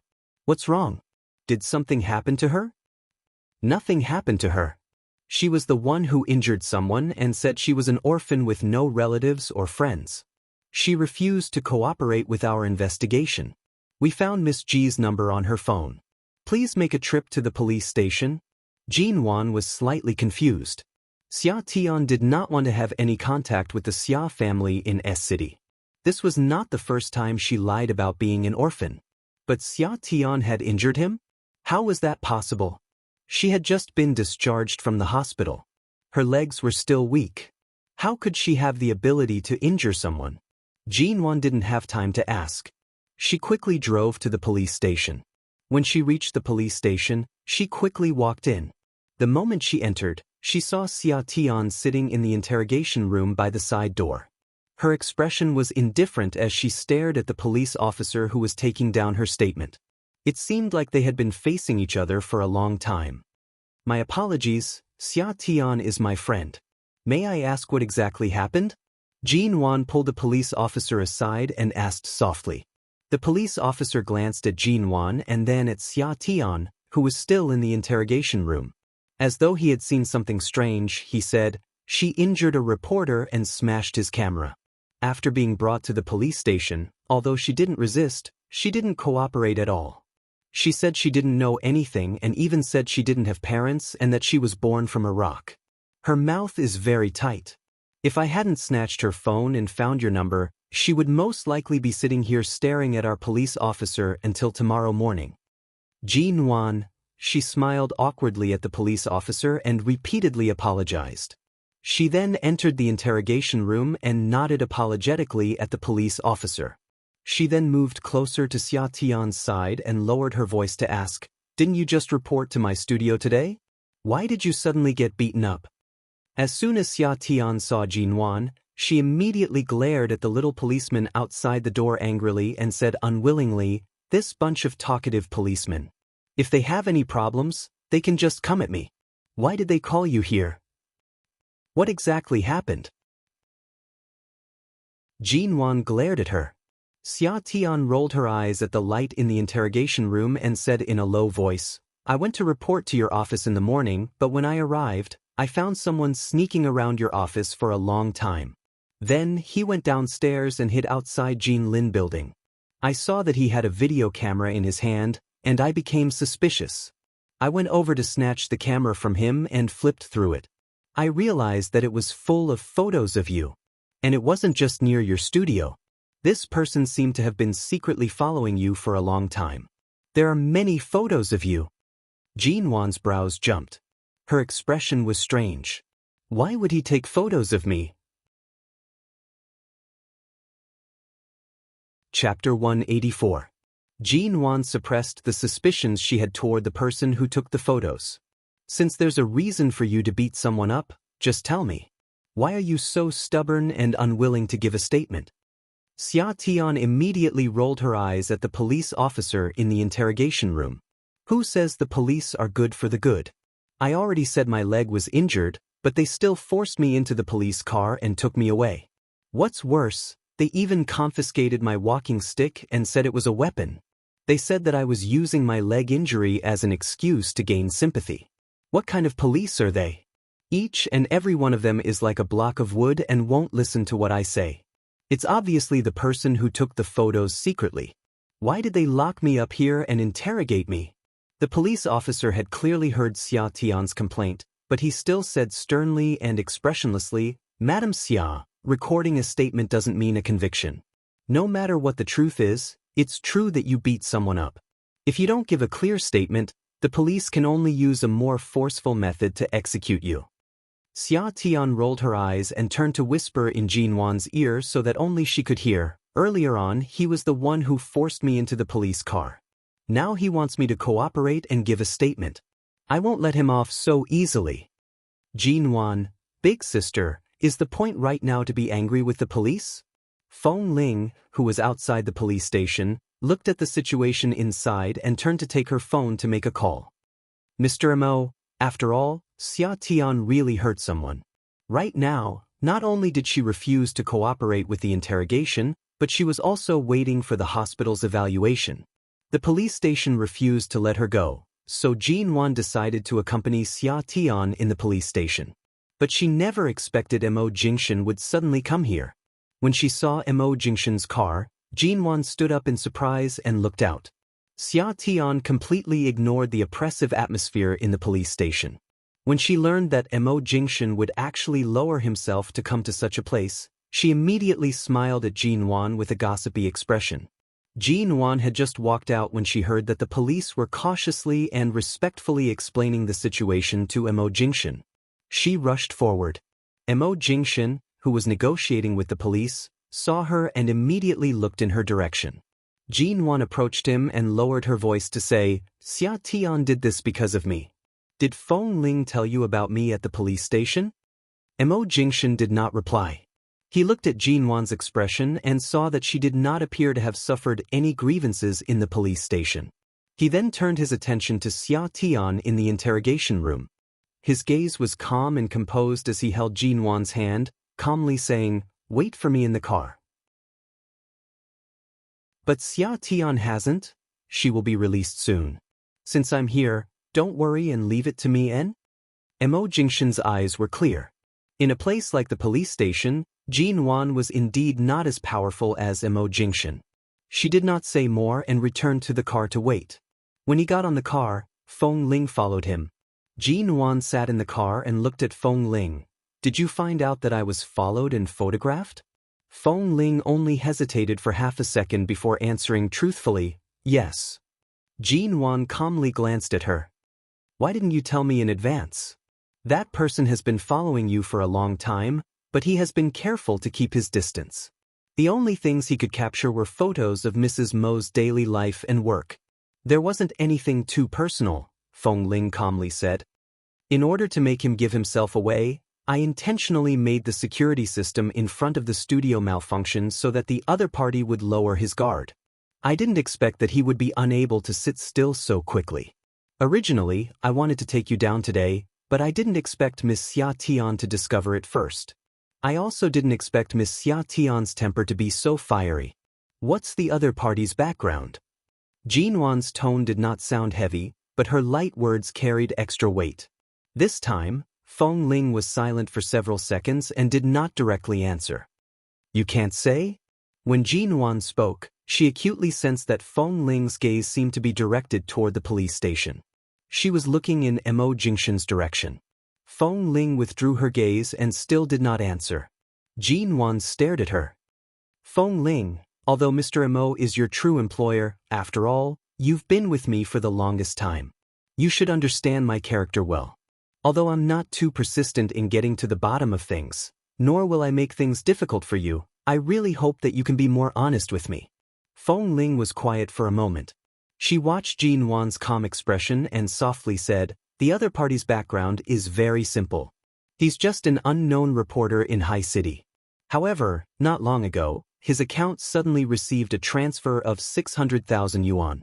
The sender is from Los Angeles, America. Speaking up to this point, Feng Ling looked at Jin Wan's narrowed eyes. Mrs. Mo, if my guess is correct, the person behind him is the same person who sent the package. Jin Wan more or less guessed it. She directly asked, you were once trained in a base in America, and you seem to have quite a good relationship with Nan Heng and the rest. So, who exactly is this person, do you know? This time, Feng Ling quickly answered, I don't know. The chill in Jin Wan's heart gradually rose. She understood Feng Ling's gaze. Although Feng Ling did not speak, she did not overdo it. However, Jin Wan could clearly feel that Feng Ling wanted to remind her of something, but she could not say more. After settling the matter at the police station, Jin Wan returned to the studio and called Xiaoba over. She had Xiaoba bring her the information on the delivery company in Los Angeles. She had to find that person. She had to find out who exactly it was. In the end, after Jin Wan finished her meeting and returned to the office, she heard Xiaoba say, Boss Wan, that delivery company actually closed down. Jin Wan paused in her movements and raised her eyes to look at her. What? Xiaoba raised the information in her hands for her to see. It's the company you asked me to investigate. Such a large international delivery company suddenly closed down a few days ago. Furthermore, their name has been removed from the American International Delivery Service Center. It's as though they disappeared overnight. Jin Wan took out the delivery receipt from the drawer and compared it with it. She then checked it on the computer. Indeed, it was as Xiaoba had said. This international delivery company really did declare bankruptcy in Los Angeles a few days ago. The entire company was sold off in pieces, and the company's name was also removed. It had only been a few days, but an internationally renowned delivery company had completely disappeared just like that.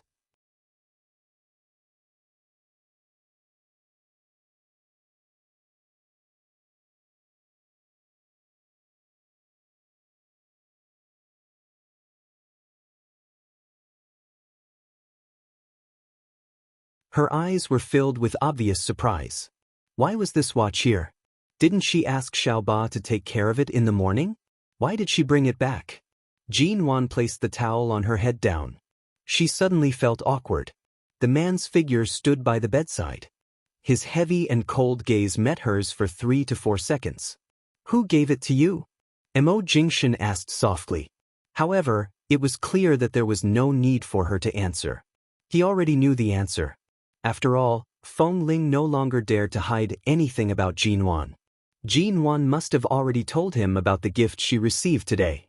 Although she did not intentionally bring this watch back, under his gaze, Jin-won still felt that it was a huge mistake not to open the window and throw the watch out of Jin-lin building.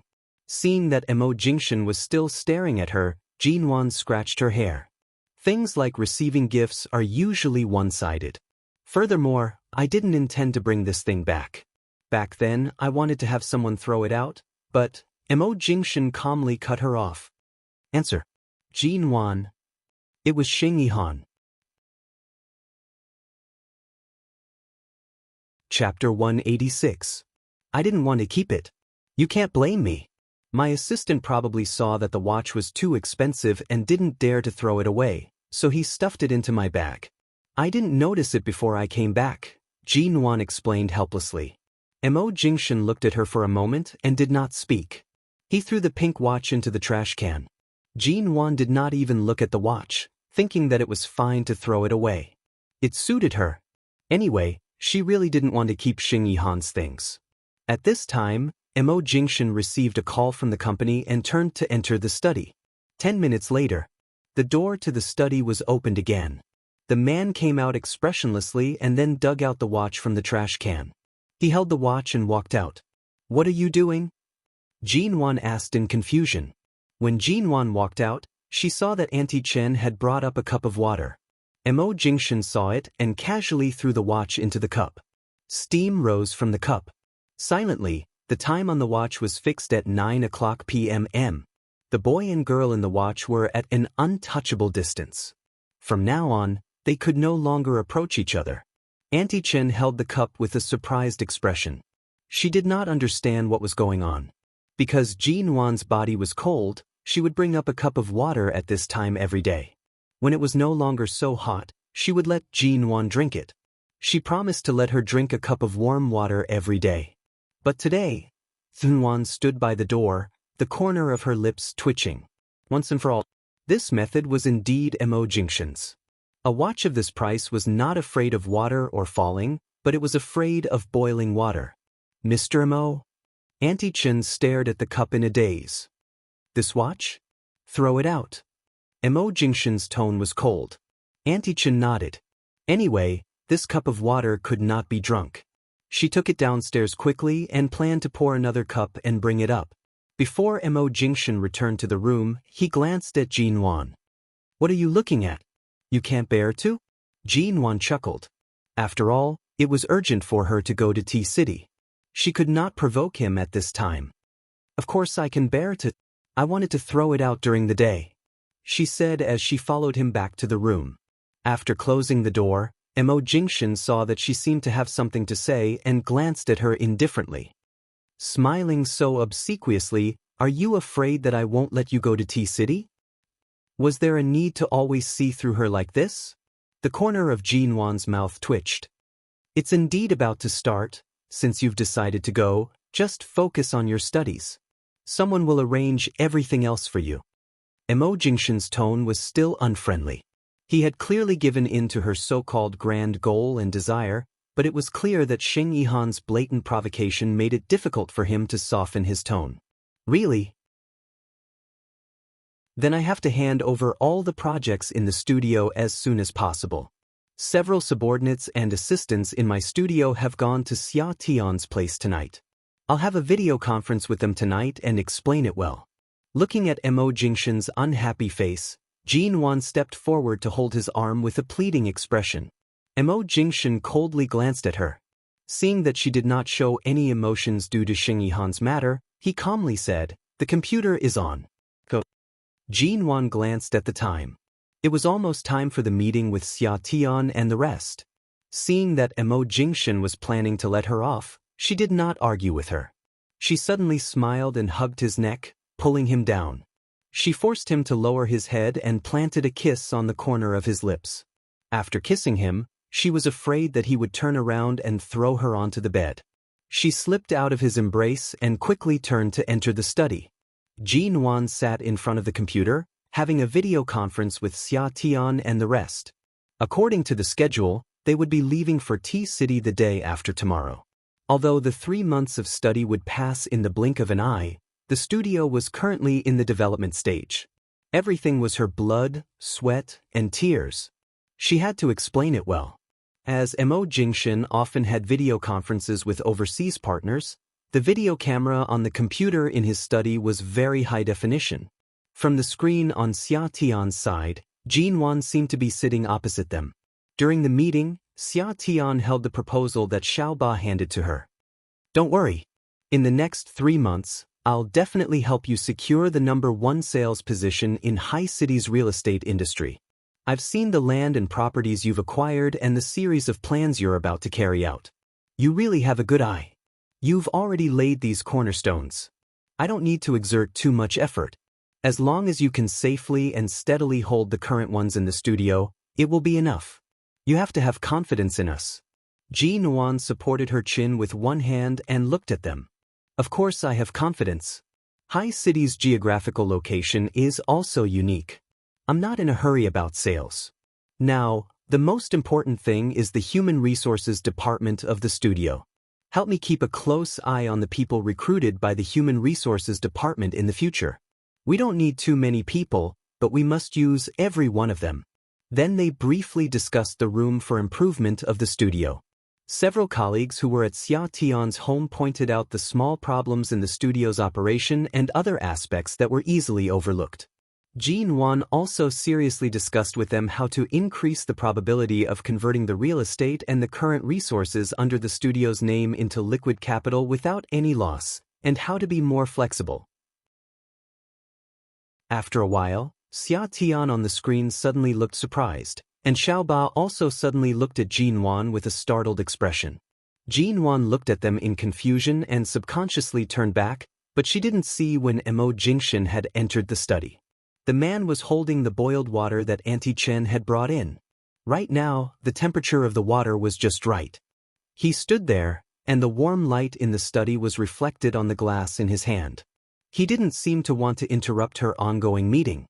However, at this moment, the people on the other side of the computer were staring straight at him. Xiaoba suddenly exclaimed, "In my lifetime, I've actually seen Xiao Mo in real life." Jin Wan,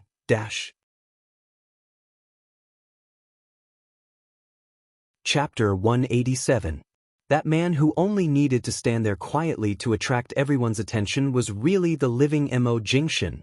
She had always heard of his name but never seen him. Jin Wan was usually low-key and would never specially let Mo Jingshan appear in the studio.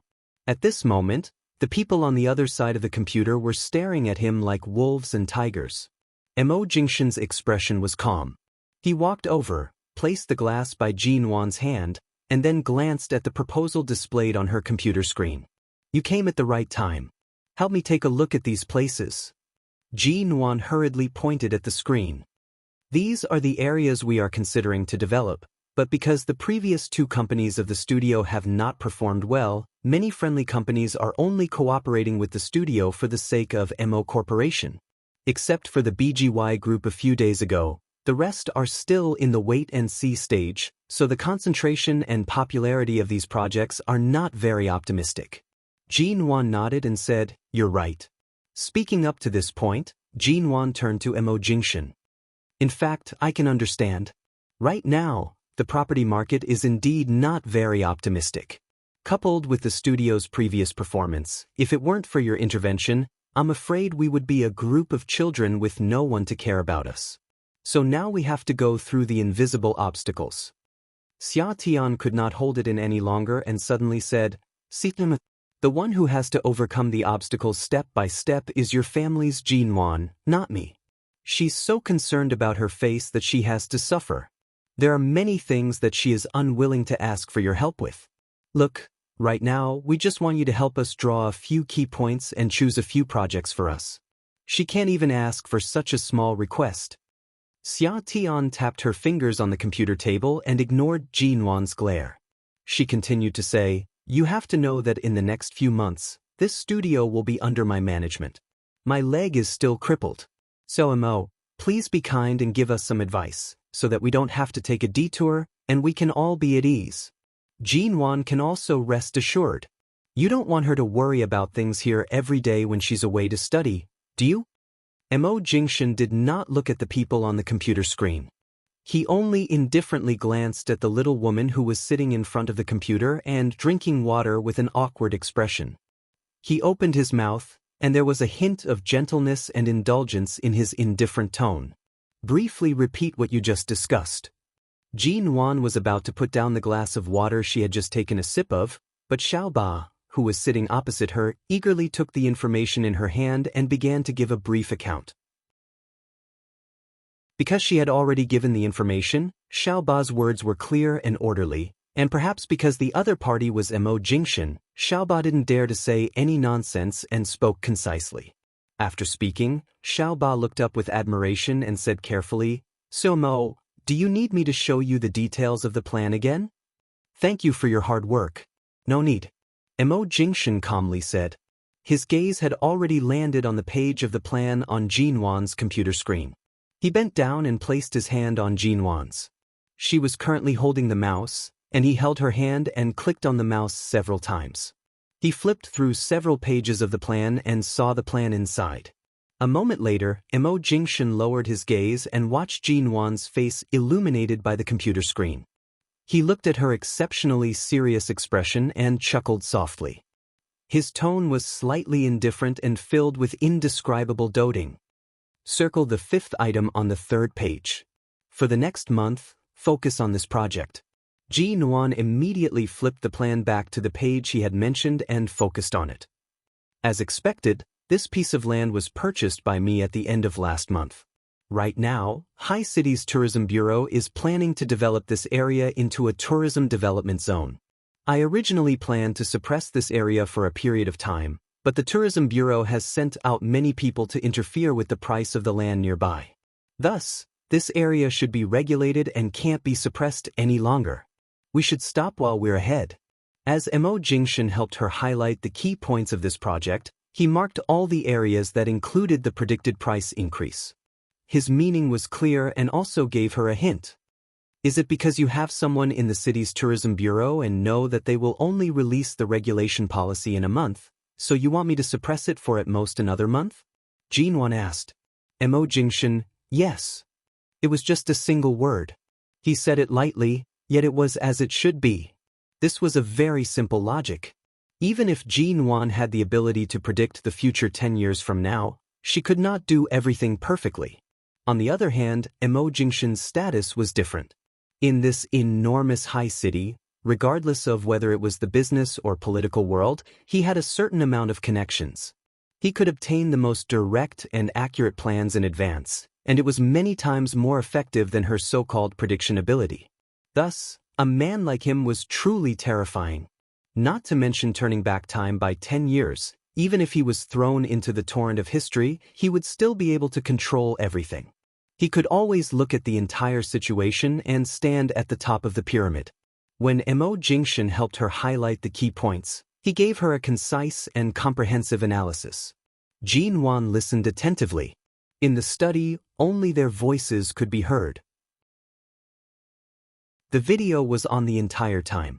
Xia Tian, Xiaoba, and the others could be described as absolutely quiet.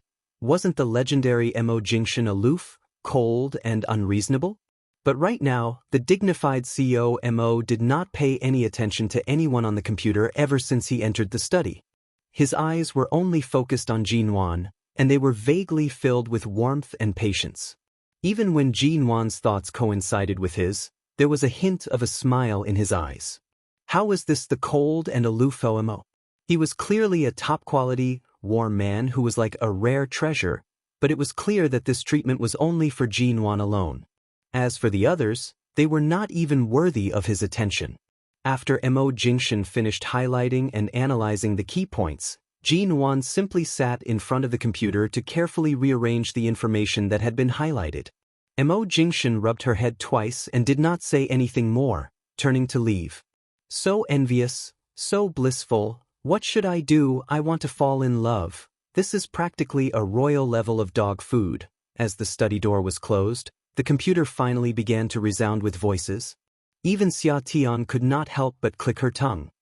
Not bad, Jinwan. Sure enough, today is different from the past. Even the dog food of the century has been stuffed into my hands.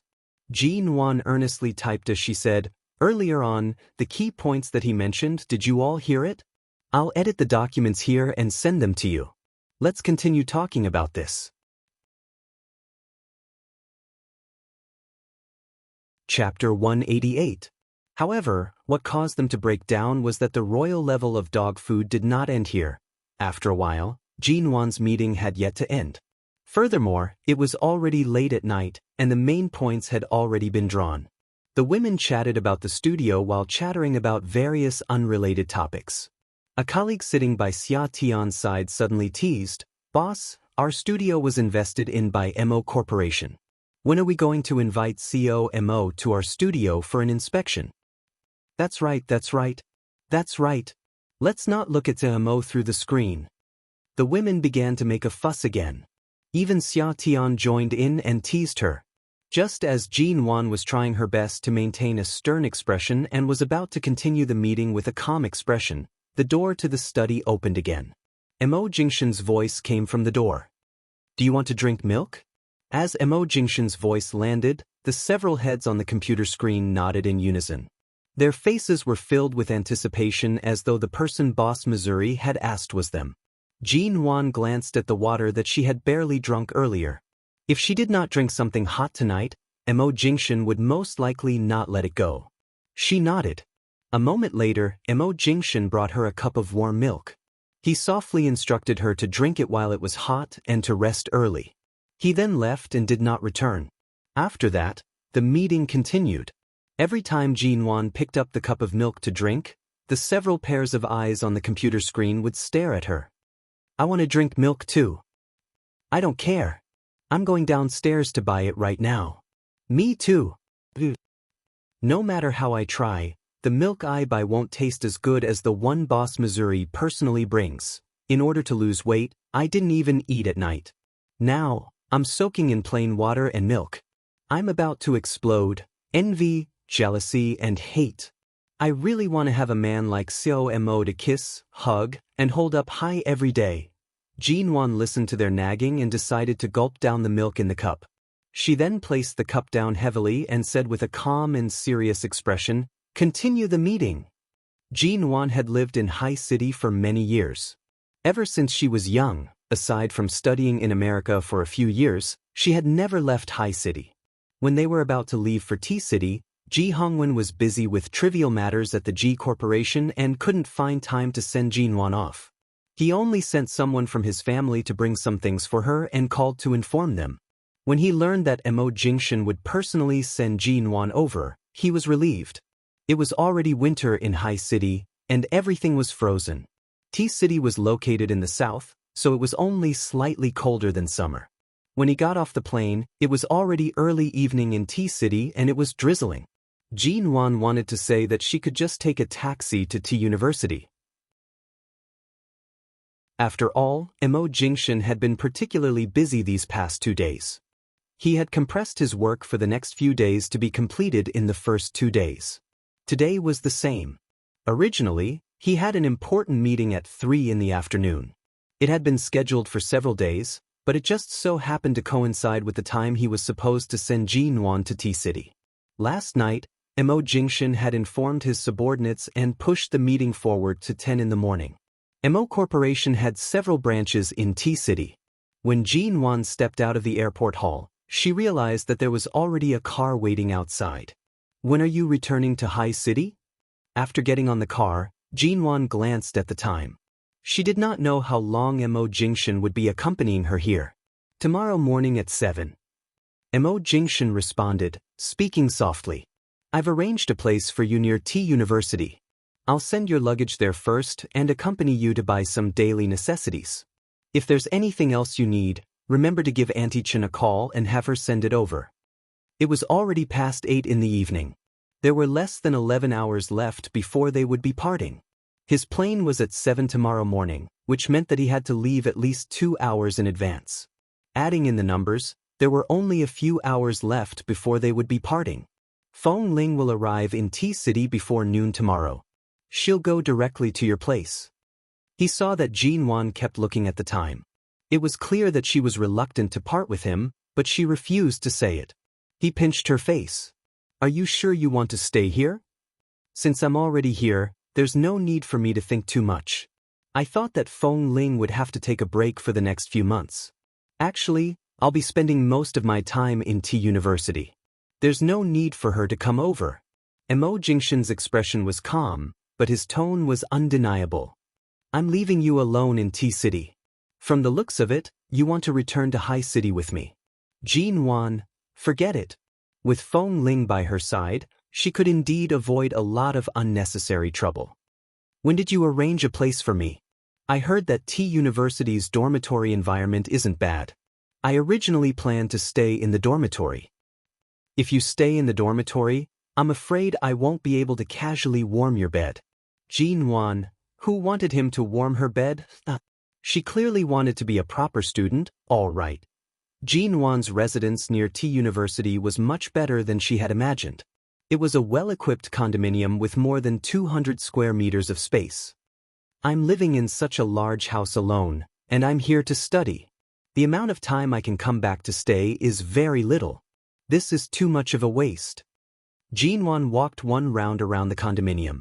When she came out, she saw that Mo Jingshan had also entered. Even if you can only come back for an hour a week, I can't let my Mrs. Mo suffer. Mo Jingshan pushed the suitcase in his hands.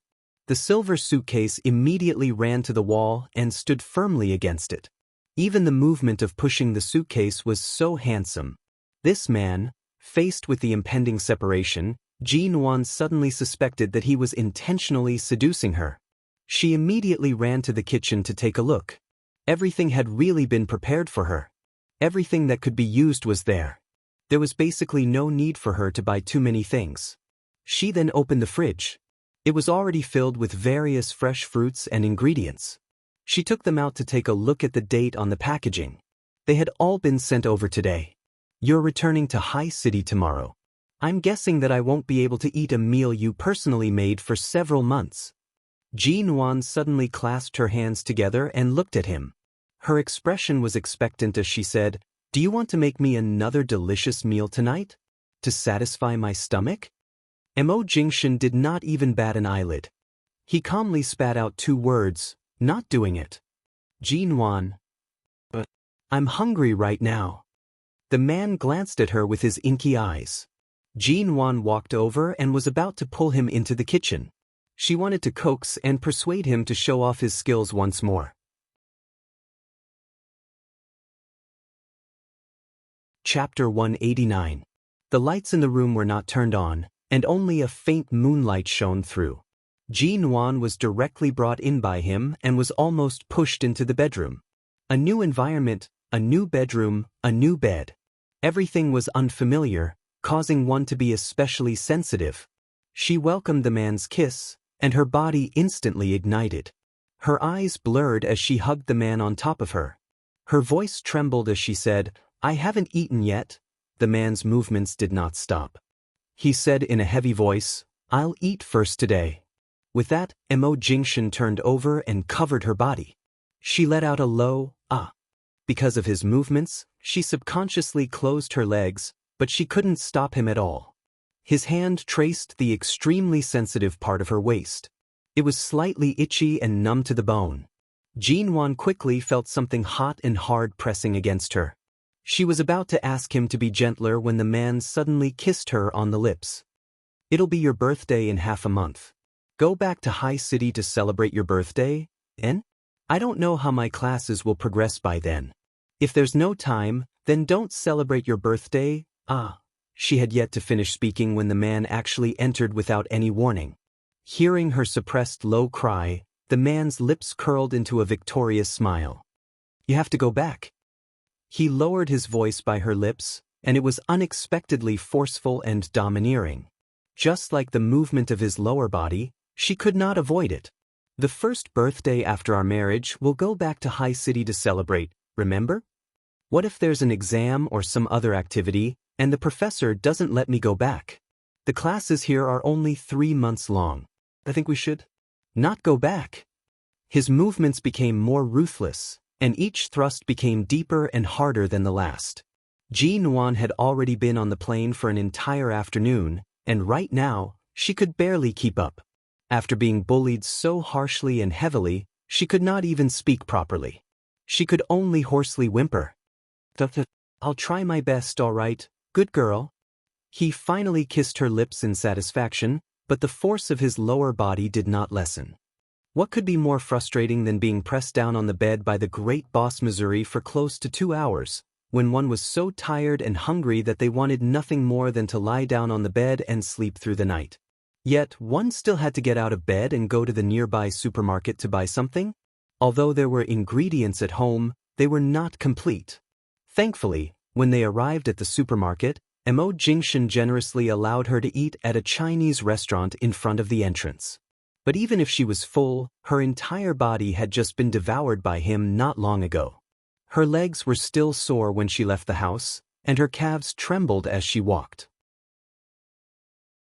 If it weren't for the fact that Mo Jingshan's flight was tomorrow morning and he could only accompany her to buy things tonight, she really wanted to bite him to death. She lived near T University, and there were many people in the supermarket near the university. Jin-won pushed the shopping cart, checking to see if there was anything missing. When she raised her eyes, she saw Mo Jingshan standing not far in front of her. He held a heat pack in his hand. His fingers were long and slender, and his skin color was much cleaner than most men's. It was a stark contrast to the red heat pack. He was currently looking at several different brands on the shelves and asking the shop assistant about the differences. Every time Jin-won's period came, her stomach would hurt. She had always had a cold body when she was young, so her stomach would hurt more than most people during those few days of the month. However, she often endured it and did not say anything. She would only drink more hot water to relieve the pain. She did not expect that Mo Jingshan would actually help her choose something like a heat pack from the supermarket. She pushed the shopping cart over and approached him. This man truly possessed all the qualities that attracted others. Most of the girls who passed by were students from the nearby area. When their gazes landed on him, they revealed various kinds of admiration and curiosity. Today, Mo Jingshan did not wear a suit. He did not appear as cold and unapproachable as he usually did in the company. Today, he was dressed casually. Although he was low-key and gentle, people like him would always stand out in the crowd. As Jin-won approached, she saw that he was politely asking the shop assistant about the usage of the heat packs. His voice was low and pleasant to the ears. In this ordinary supermarket, he seemed to have put on a different temperament. He was as warm as jade and had an otherworldly aura. Even though Jin-won and he were already very close and had just been intimate on the bed at home, Jin-won still couldn't help but feel a chill run down her spine. But at this moment, she still couldn't tear her eyes away. This man. Yes, it was really beautiful.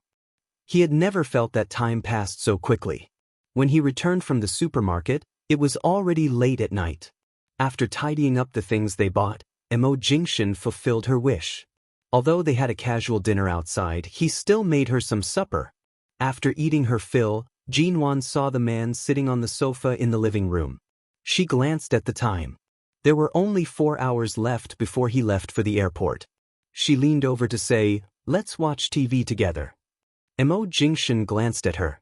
The little woman was clearly tired, but she insisted on not going to sleep. His elegant brows moved as he calmly said, "Come here."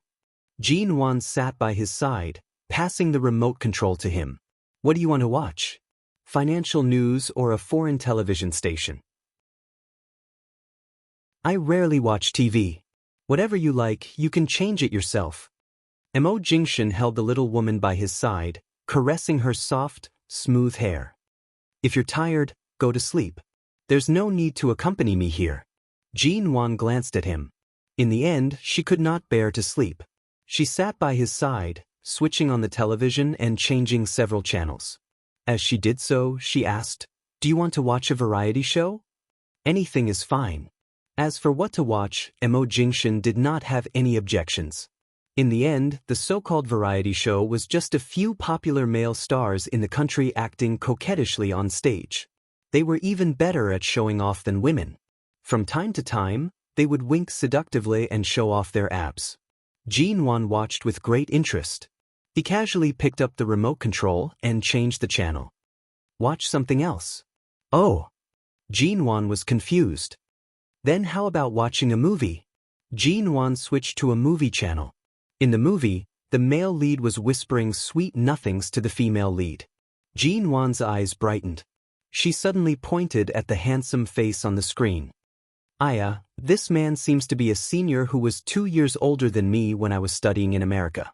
Back then, I heard that he wanted to be an artist. I didn't expect that he would actually act in a movie. And he's even the main lead. His acting skills aren't bad. He's also much more handsome than before.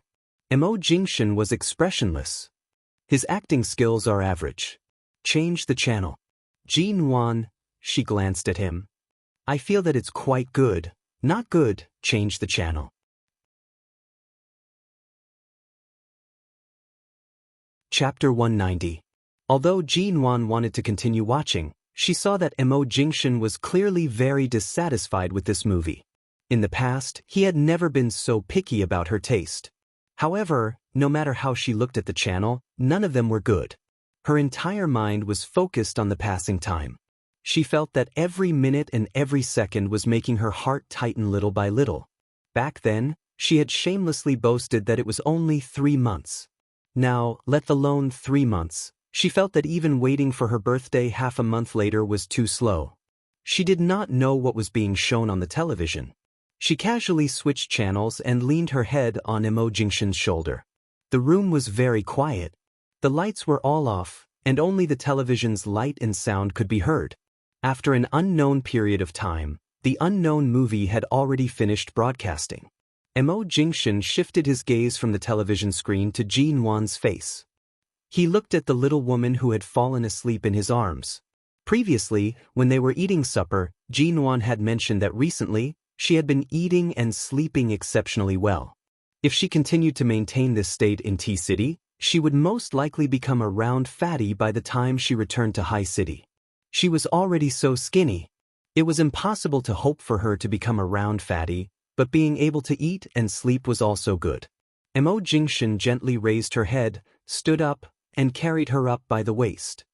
He carried her back to the bedroom and placed her on the bed. T-City.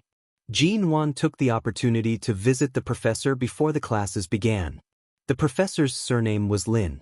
Not only was he very good at teaching business management, he could also be considered an old acquaintance of her father. After greeting Professor Lin, she also learned that all the students accepted by Professor Lin were extraordinary. Most of the students he took in were the heirs of Chinese companies in China and abroad, or the senior managers of some famous groups. Because everyone did not have much time, they could only squeeze their time into these few months. The schedule for classes and exams was very tight. To save time, the professor suggested that Jin-won stay in school as much as possible. T University had a special VIP dormitory. After Mo Jingshin returned to High City, Jin-won stayed alone in such a large condominium. Although she did not lack anything, whenever she slept, she would always think of the night Mo Jingshin stayed here. In the end, she still chose to move to the school dormitory. The business department's VIP dormitory was on the 6th floor. It was separated from the normal students' dormitory and had plenty of sunlight. However, it was still a school environment. No matter what, resources were limited, and the best was a 4-person dormitory. When Jin-won pushed open the door and entered, she saw a girl around her age sitting on the bed talking on the phone. All kinds of branded products, cell phones, and computers were thrown on the bed. She was focused on talking on the phone and did not tidy up anything. It was clear that she was a pampered young lady. Jin-won had left most of her things in the condominium. She only brought the smallest suitcase with her. She only brought a simple introduction and could bring it back to the condominium to retrieve it. She could use to bring it back anytime. She had just sat down by her bed when another person walked in. This person was around 25 or 26 years old. She was dressed fashionably and appeared slightly mature. Her actions were straightforward and efficient. After entering the room, she greeted Jin-won and the person inside and introduced herself. She said that she was the vice president of Hengyun Corporation and that her name was Bai Wei. She had come here to further her studies. After a simple self-introduction, she carried her luggage to her bed and began to pack. She did not say a single word of nonsense. The girl on the phone put down the phone after another 10 minutes. She looked at the two of them and realized that her bed was really messy. She then began to tidy it up lazily. She placed a bunch of expensive cosmetics and skincare products on the public table. They were all international brands, and even the cheapest one was from Aquamarine Mystery, which cost more than 2,000 yuan. Hey, how did you guys clean up so quickly? The girl tidied up her makeup and looked at their clean bed and table enviously. Jinwan glanced at her small suitcase. I don't have many things. The girl glanced at Jinwan and raised her brows. She then turned to look at Bai Wei on the other bed. Seeing that the skincare products Bai Wei had brought out were not cheap, she directly asked, Your body smells so good. Aya, you're using the C family's latest perfume from last month, right? And it was the limited edition one. I went to France and asked people to queue for a long time, but they couldn't buy it. You actually have it. Bai Wei glanced at her and casually responded before continuing to tidy up. It was clear that she was not in the mood to talk too much with this kind of noisy rich young lady. Seeing that she was ignoring her, the girl could only turn to look at Jinwan. Why did you bring so few things? That's right, earlier she said her name was Bai Wei? Which company's vice president is she from? Bai Wei casually replied, Hengyun Corporation. Oh, that's right, Hengyun Corporation. I've heard of this company before. It's the largest technology company in T-City. I think it's been listed for a long time, hasn't it? The girl then said, My father is the chairman of the Ling Group Bank. 50% of the Ling Group Bank's shares in the country belong to my family. I'm Ling Feifei. As she spoke, Ling Feifei turned to look at Jinwan. What about you? Jinwan was silent for a moment before replying, I'm in charge of a real estate studio in High City. Jinwan. The moment Ling Feifei heard this, she immediately lost interest in Jinwan's gaze. She casually asked, Studio? That investment shouldn't be much, right? She was just short of saying how a small character like Jinwan, who could not even be seen in public, could be accepted as Professor Lin's student. But since you're from High City, do you know of the MO Corporation? Ling Feifei did not have much interest in Jinwan, whose identity could not be seen in public. However, it was clear that she had an indescribable yearning for the MO Corporation. As she spoke these words, her eyes shone. But then again, who in High City doesn't know of the MO Corporation? Ling Feifei sat there and said, I'm sure you've only heard of it. It's such a pity. It's so rare to meet someone from High City, but it's actually from a small studio, Jinwan. Ling Feifei realized that she had spoken too quickly. She suddenly smiled awkwardly at Jinwan. Aya, what I meant was, a company like the MO Corporation usually wouldn't cooperate with a small studio like this. I was just saying. Please don't take it to heart. Jinwan's brows moved slightly as she smiled. I don't mind.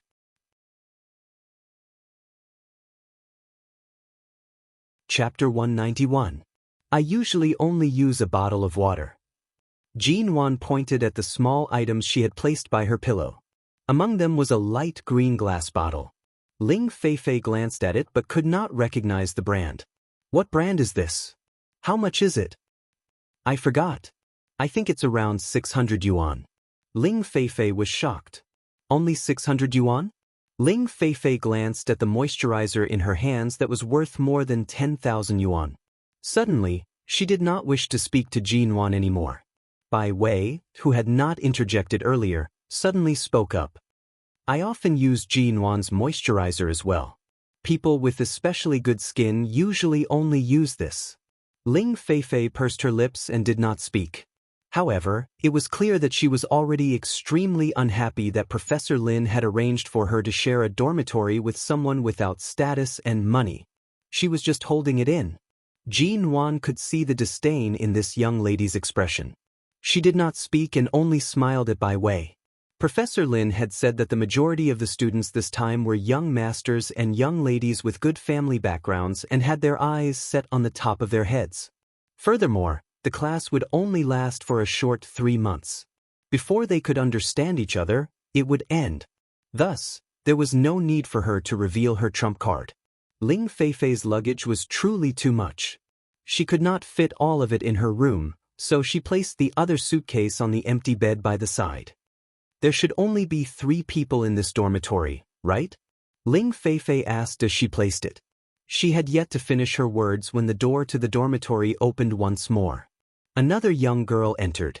The girl was dressed in a white dress. After entering, she glanced inside.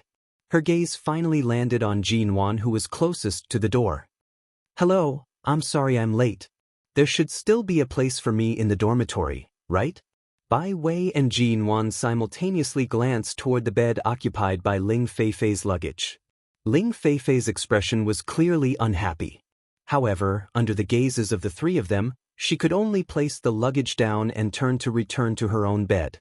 The girl who had just come in walked up to the bed and looked at Jinwan, who was looking at her cell phone in the next bed. "Hello, my name is Su Shui. In the next 3 months, we'll sleep next to each other like this. Let's make friends." Jinwan raised her eyes from her phone and glanced at Su Shui on the bed next door. Seeing that she was smiling brightly, Jinwan nodded. This Su Shui seemed to be about the same age as Jinwan, but she had an innocent and naive look, which easily made people let down their guard. Classes would officially start tomorrow, and the 4 people in the dormitory were all present. It was inevitable that they would have to introduce themselves again. Su Shui seemed to like talking to Jinwan very much. Just now, she sat on Jinwan's bed and exchanged phone numbers with her. When it was Su Shui's turn to introduce herself, she smiled and said, "I'm from Los Angeles in America. My family has all kinds of businesses, and one of the more famous ones is a Chinese company in Los Angeles, Swan Group. My father holds 60% of the shares." Hearing the word Swan Group, the arrogant Ling Feifei suddenly took several glances at Su Shui.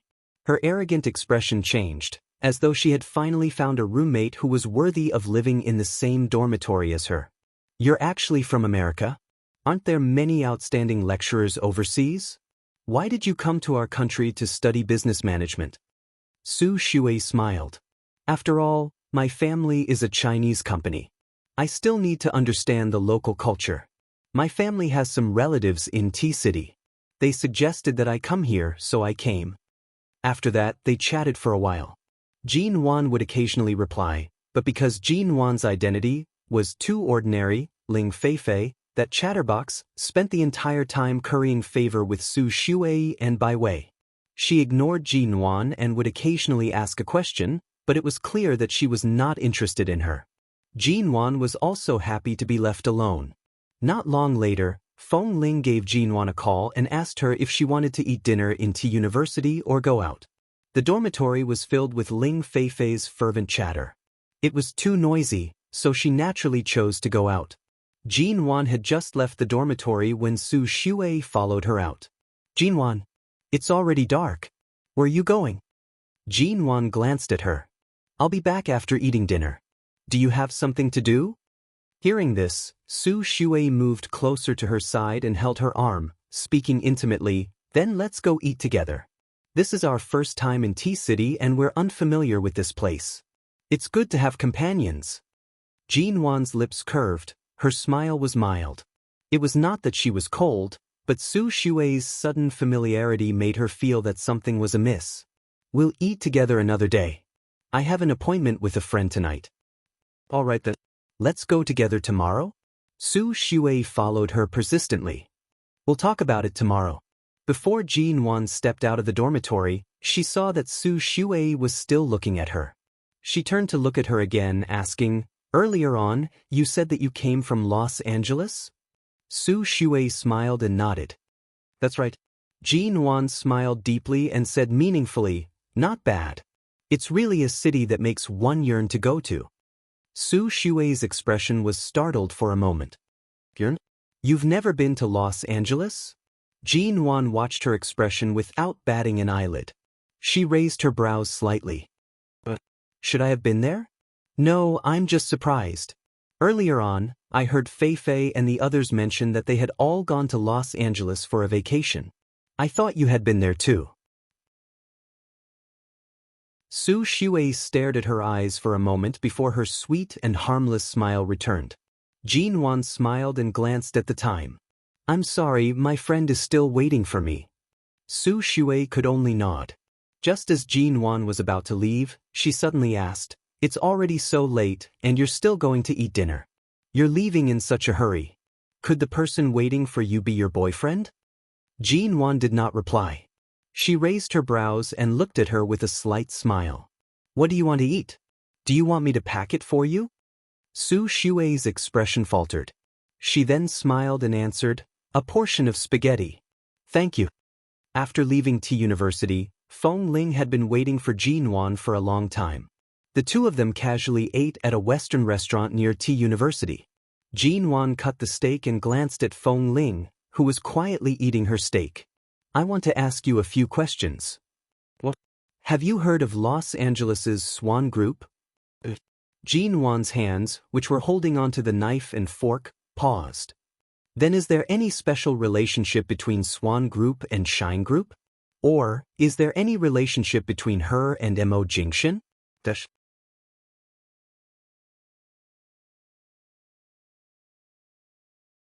Chapter 192. "It doesn't matter," Feng Ling replied, looking into Jin Wan's eyes. Their eyes met, and she was as honest as ever. Jin Wan paused. It didn't matter? If this was a question Feng Ling could not answer, Feng Ling would say that she did not know or remain silent. However, she directly said that it didn't matter. Based on Jin Wan's understanding of Feng Ling, she was certain that she was speaking the truth. Could it be that she was thinking too much? "Then have you heard of the name Su Shui?" Jin Wan asked. When Feng Ling heard the word Su, there was a moment of surprise in her eyes. However, when she heard the name behind it, she immediately shook her head. "No. All right, there's nothing else. Let's continue eating." Jin Wan did not speak further. Jin Wan was thinking that this Su Shui was indeed a naive person who liked to be friends with anyone she met. Or, Su Shui's real name was not these three words, and she had lied about her family background. However, these were all just conjectures. It seemed like she had to find time to take a photo with Su Shui in the next few days. She would bring the photo to Feng Ling to take a look. Perhaps she might be able to find some answers. On the first day of classes, everything was in order.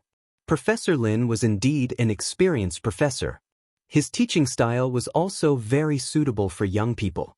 There were more than 40 students in this new class, both male and female. More than half of the students were female, and there weren't many male students. However, most of them were second-generation heirs and heirs of wealthy families. All of them were wealthy and respectable, and they couldn't be underestimated in the future. In the evening, after class, Jin Wan took her books and returned to the dormitory to revise. She had left all the work in the studio to Xia Tian before taking the time to come to T University. These 3 months were very precious to her. "You're so hardworking? It's only the first day. Everyone has gone to the entertainment club opposite T University. Aren't you going out for a drink or two?" When Bai Wei returned, she saw that Jin Wan was actually revising. Bai Wei was different from those pampered daughters of wealthy families. She was a senior executive in a company, and her words were very mature and straightforward. She did not like to be too close to Ling Feifei, but her impression of Jin Wan was quite good. She would occasionally chat with Jin Wan. "I want to, but I can't. There's someone at home who doesn't allow me to drink." Jin Wan smiled at Bai Wei. She flipped through the book in her hands and furiously took notes. "Not even wine? Why are you so strict?" Bai Wei said casually. In the blink of an eye, she picked up a book and sat on the bed opposite and began to read. Jin Wan did not answer but raised her eyes to glance at her. "Why don't you go?" "I'm not interested in participating in this kind of activity. They're just a bunch of pampered second-generation rich kids. There's no point in getting along with them," Bai Wei replied and did not say anything else. She lowered her head and continued reading. The dormitory was quiet except for the occasional sound of flipping pages. Jin Wan continued writing for a while. When she put down her pen to rest, she glanced at her phone on the table. She had no idea what the man who warned her not to touch a drop of alcohol was doing right now. She thought for a moment, suddenly picked up her phone, took a photo of the notes she had just written, and sent it to him. "Hi City, Mo Corporation. The black ghost came out of the company's underground parking lot and drove to the square in front. The sound of an incoming message came from his cell phone. Mo Jingshan usually ignored these messages, but at this moment, he took out his cell phone and glanced at it. Seeing that it was a message from Jinwan, the black ghost drove to a spot with less traffic and stopped by the side of the road. He opened the message and saw that it was a basic business management class notebook. The neat and serious handwriting displayed the little woman's seriousness and diligence. His cell phone then rang again. A second message came in. Jinwan, the first day of class. The first set of notes. Mr. Mo, please check. Mo Jingshan's eyes were filled with warmth as he called her. Jinwan did not know if he was busy and did not dare to call. She was leaning against the table, preparing to send another message when the man's call came in. She was startled. She turned back to see that Bai Wei was still reading. Afraid that the call would disturb her, she rushed to grab her phone and ran out of the dormitory like a thief. Class is over? The man's calm and clear voice came from the phone. Although his tone was clearly no different from his usual tone, Jinwan's heart was like the surging undercurrents of a calm lake. His simple words had caused her emotions to rise and fall. She only needed a moment of distraction to wish that she could immediately fly back to High City. She softly responded. What is it? Why are you so depressed? Are you unhappy? Why didn't you wake me up when you went to the airport that day? When I suddenly woke up in the morning, it was already past 8 o'clock. The moment I opened my eyes, I saw that the room was empty. At that time, he was already on the plane. She could not call him. After the feeling of disappointment in her heart gradually calmed down, she held her breath. She was angry that he left without saying a word. Why did I wake you up? Tell you to hug me and cry? Jinwan. Who said I would cry? The man's voice was cold. He smiled faintly. You don't need to cry. Just one look is enough to make me suffer. I'm afraid I'll regret it on the spot and directly kidnap you back to High City. Since Mo Jingshan could say these words, it proved that he was definitely capable of doing such a thing. However, at that time, if Jinwan had watched him leave, she most likely would not have looked too happy. From time to time, students from other dormitories would pass by the corridor. Jinwan lowered her voice and briefly explained the classes here to Mo Jingshan. As she spoke, she suddenly heard the sound of a car on the other end of the line. She asked, Are you driving? No, the car is parked by the side of the road. Mo Jingshan calmly said, I'm afraid I'll be distracted if I call Mrs. Mo, so I parked the car early. I thought you were at the company or at home. Jinwan finally realized that he had just gotten off work. From the sound of the car, she could guess that there was a traffic jam. If he continued to park there, it would be really inconvenient. She said, You drive back first. I'll continue to take notes. I'll call later. Clearly, it wasn't good to keep the car parked there. He did not reject her.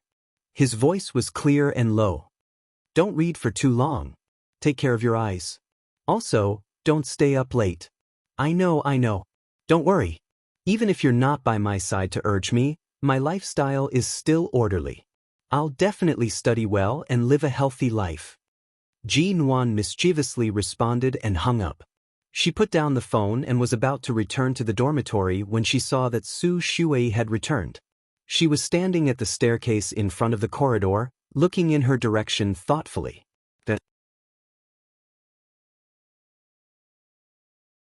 Chapter 193. Meeting Su Shui's gaze, Jinwan withdrew the smile on her face and placed her phone in her pocket. She calmly glanced at her. You didn't go with them to the club to play? I did, but I came back because there was nothing interesting. Su Shui finally raised an exquisite box in her hands. Earlier, I bought a lot of desserts outside T University. Let's eat together. Jinwan nodded and entered the dormitory. Without Ling Feifei, the dormitory was much quieter. Su Shui opened the dessert box and distributed the desserts to them. She then naturally sat by Jinwan's bedside and ate the mousse cake in her hands as she tried to find topics to chat with Jinwan. Most of the topics revolved around Jinwan. One moment, she asked Jinwan why she opened a studio related to real estate. The next moment, she asked Jinwon what her family did aside from opening a studio. The next moment, she asked Jinwon why she wanted to study business management. Finally, she casually asked, Jinwon, who were you talking to on the phone earlier? You were smiling so brightly. The person on the other side of the phone definitely wasn't your parents. It must be your boyfriend or something, right? Jinwon continued to hold the unfinished notes in her hands. As she read, she calmly said, after asking so many questions, are you more curious about me or my so-called boyfriend? As she spoke, Jinwon's gaze shifted to Su Shui's face. Jinwon's face carried a smile, but it also carried an unfathomable sense of distance. Su Shui blinked. Since there's nothing to do, I'm just casually chatting. I have a cousin whom I've been close to since I was young. She's the same age as you. Perhaps it's because of this that I instinctively feel closer to you. Jinwon raised her brows. Cousin? Su Shui nodded but did not continue on the topic of her so-called cousin. She only said, also look, we've all introduced ourselves. Ling Feifei couldn't hide anything, and Bai Wei's company can be easily found online. You're the only one who said that you opened a studio in High City and didn't say anything else. I'm indeed very curious about you. Hearing these words, Bai Wei finally glanced at Jinwon. I indeed only have a studio. My background is simple and clean. There's nothing to be curious about. Jinwon's tone was indifferent. She then glanced at Su Shui. Speaking of which, aren't you, the young lady of the Swan Group who specially came from America, more worthy of my curiosity? Su Shui immediately smiled bashfully. I'm not that different from you guys. I just live a little further. Only. Jinwon raised her brows. It seems like we're all the same. I live a little further. Jinwon, I just want to get to know you better. I don't have many friends in the country, so I asked too many questions. Don't always keep me at a distance. Jinwon did not speak. Bai Wei suddenly spoke up. Everyone's personality is different. Jinwon clearly doesn't wish to say more, yet you keep asking. Why can't you see this clearly? Su Shui's expression faltered. She thought for a moment and suddenly handed a few desserts to Jinwon. All right, I won't ask anymore. I'll go read too. She stood up and returned to her own bed. Jinwon glanced at the desserts Su Shui placed by her bed. She casually picked them up and handed them to Bai Wei. You eat them. Recently, I've lost interest in desserts. My stomach feels uncomfortable after just a few mouthfuls. I keep feeling nauseous. Bai Wei glanced at her and teased, what's there to feel nauseous about?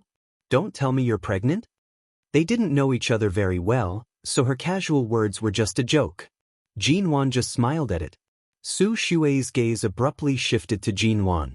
Sensing her gaze, Jinwon could not help but turn to look at her. Don't you want to read? Su Shui paused. Her gaze shifted to her stomach. She picked up the book and asked thoughtfully, do you feel nauseous when you eat desserts? I'm joking. Jinwon curved her lips and did not pay her any more attention. Half a month passed by quickly. Jinwon had almost forgotten about her birthday. By the time she remembered, it was T University's annual bonfire party. The bonfire party was the day before her birthday. It was also the day Jinwon had originally planned to book a plane ticket back to High City. It was said that not all students had the right to attend. Only students who had been selected by the professors and the school officials could attend the celebration. Jinwon was preparing to book a plane ticket back to High City when she suddenly received a call from Professor Lin. Professor Lin said that among the new students under him, there were only 10 spots left for the bonfire party. One of them was her. He also said that this spot was difficult to obtain. Once it was confirmed, it could not be changed. Jinwon could only agree. But this way, she would not be able to return to High City on her birthday. She had originally promised Mo Jingshan, but now that she had changed her mind, she did not know if he would be angered by her. Jinwon held her phone in a daze for a moment before calling Mo Jingshan. Mo Jingshan picked up the call and heard the woman stammering on the other end. What are you feeling so guilty about? Can't you even have a proper conversation? Jinwon could only speak honestly. Earlier, I received a call from Professor Lin. He arranged a spot for me for T University's annual bonfire party. Since I've already arranged it, I can't go. So, I can't return to High City on Saturday. You're not returning to High City this week? Mo Jingshan was in his office, flipping through the documents without raising his head. He spoke calmly into his phone. Even if Professor Lin treats you as his favorite student, you can't snatch me away so blatantly. Do you plan on spending your 21st birthday with me in a house far apart from each other? It's not that. She actually wanted to go back. After so long, this was the first time she had been apart from Mo Jingshan for such a long time. She had long gotten used to working during the day and returning home at night to hug the other party. Now that they were forcibly separated, time had really slowed down. Mo Jingshan placed the documents in his hands down and loosened his collar. After a moment of silence, he asked, "What bonfire party? Can't you be absent?" "The spots are limited. Professor Lin specially reserved a spot for me, and it's really hard to refuse. Once it's decided, it can't be changed. I'm thinking that if it really can't be done, I'll celebrate my birthday on the lunar calendar. I won't celebrate my birthday on the solar calendar. I'll go back next month." Professor Lin had given her so much face. She couldn't possibly reject his good intentions. "Do we need to dress up for your bonfire party?" "There's no need. It's not like it's a banquet. Although Professor Lin's students are all from the upper class, there are many ordinary students in T University. This isn't the school's anniversary. It shouldn't be that grand. The entire student body of T University will be there. More or less, but there should be a limited number of spots. In total, there should only be a few hundred people." "A few hundred?" The man suddenly said coldly, "There are only a dozen or so hedonistic young masters in Professor Lin's class. I've already endured enough to let them stay in the same classroom as you. Are you going to attend the bonfire party with a few hundred people?"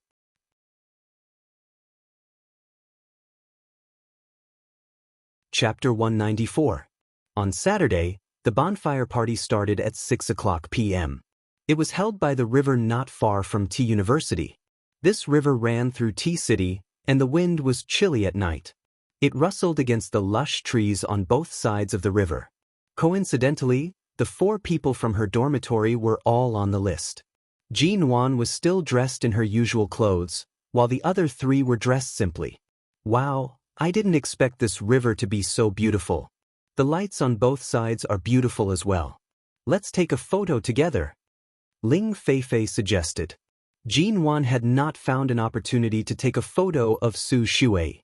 To avoid alerting the enemy, she immediately agreed to this suggestion. After taking the photo, Jean Wan asked Ling Feifei to send her a copy. She saved the photo and confirmed that Su Shui's face was clear in the photo before sending it to Feng Ling. That night, 9:00 p.m. Mo Jingshan stood outside the condominium outside T University.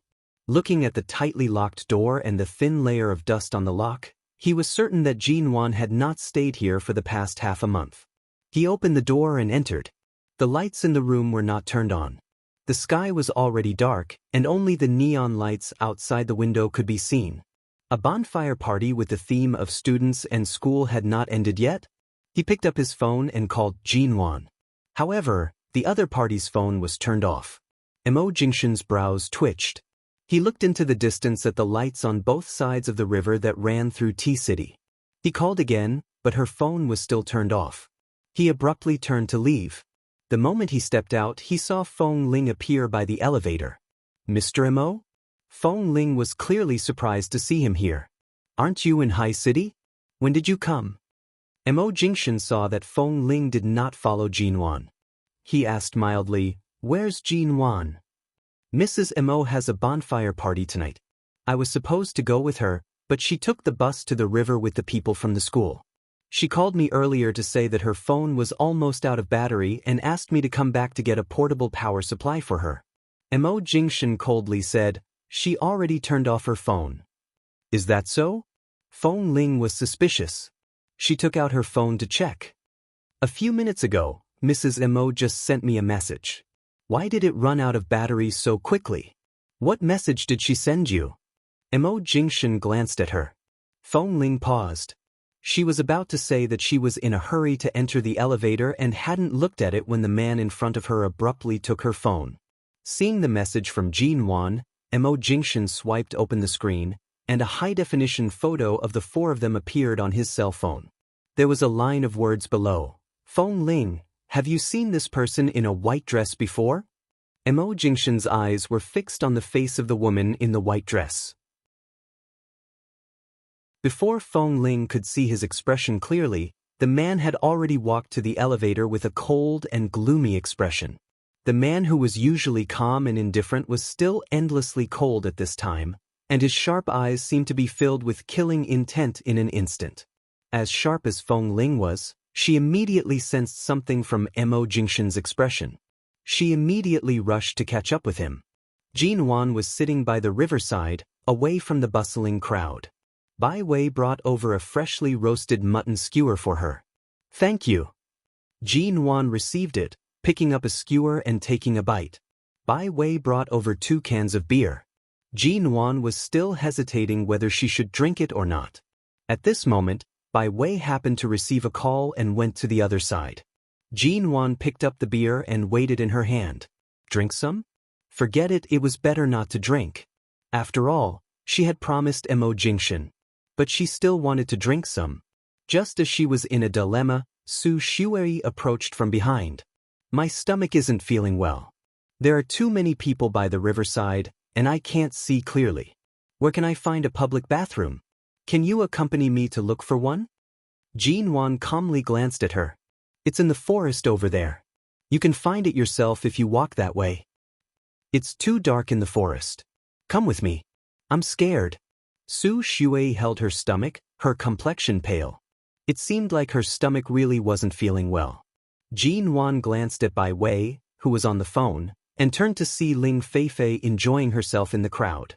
The people she was most familiar with here were the few of them. Su Shuai was indeed too embarrassed to ask others to accompany her.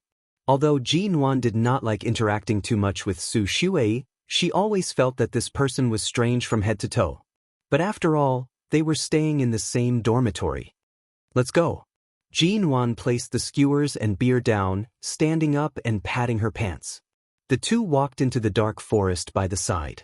The lights by the river could not reach here, and the path ahead was too dark. Jinwan said, My phone's out of battery. Turn it on. Otherwise, we won't be able to see the road clearly. My phone's also out of battery. Su Shuai's voice was much softer than usual, as though she was purposely suppressing her voice. Jinwan thought that her stomach was hurting and did not suspect anything. She reached behind her to support her, and the two of them continued walking in. As the crowd grew further and further away, the surroundings became unbelievably dark. Jinwan clearly remembered that there were lights near the public bathroom. Why were they all off? Jinwan. All of a sudden, Su Shuai's voice rang by her side. Jinwan was still wondering what was wrong with the lights when she heard Su Shuai's soft voice again. Are you afraid of the dark? Jinwan was about to answer when she felt that something was wrong. She and Su Shuai had walked in the dark all the way here. Why was she suddenly asking this now? It was impossible for the lights here to be turned off so coincidentally at this time. They must have been damaged by someone. With this thought, Jinwan's footsteps paused. She was about to turn around to look at Su Shuai when she abruptly heard someone approaching. Hearing the sound, she instinctively wanted to call out, but before she could open her mouth, she was pressed down harshly. Her mouth and nose were also covered with a damp cloth. You guys, what are you doing to you? The surroundings were pitch black. She could not see Su Shuai's expression, nor could she see the people around.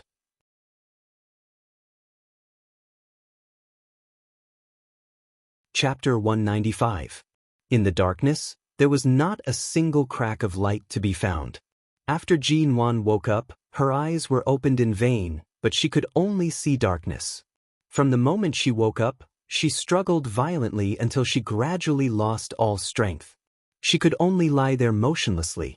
She was lying on a relatively wide bench, her hands behind her back, firmly tied by ropes under the bench.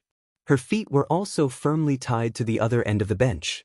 No matter how hard she struggled, she couldn't move at all. Her mouth was sealed with tape, so she couldn't open her mouth to call for help. This kind of situation was pitch black. When she woke up, she even suspected that her rebirth was just an unrealistic dream. Perhaps she was still living in that boundless darkness of her previous life, or perhaps she was still locked up in some poor and backward mountain village, waiting to be forcefully sold by the villagers. The darkness was frightening. She did not even know how much time had passed. All of a sudden, the sound of messy footsteps approached from outside. Jean-Wan subconsciously shut her eyes. Creak. The heavy metal door was opened. The sound of two people's footsteps approached. The air was filled with the sweat of an unfamiliar man, causing one to feel disgusted. Jean-Wan closed her eyes and did not move. Did you use too much medicine on that cloth? Why hasn't this chick woken up yet? Ignore her. Miss Sue only told us to kidnap her and send her out when the time is right.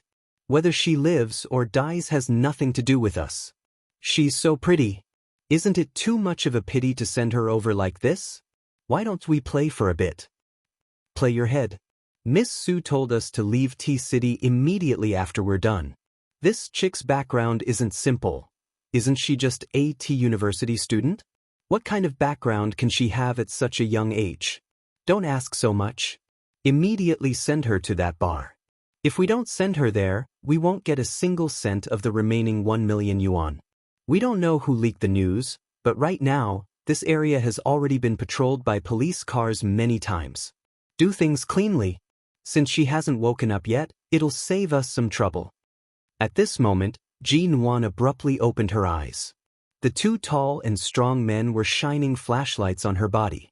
When they saw her suddenly open her eyes, they seemed to be startled. Jean-Wan narrowed her eyes slightly in the glare of the flashlight, but her mouth kept making woo-woo sounds. Big brother, does she want to talk? Woo-woo-woo.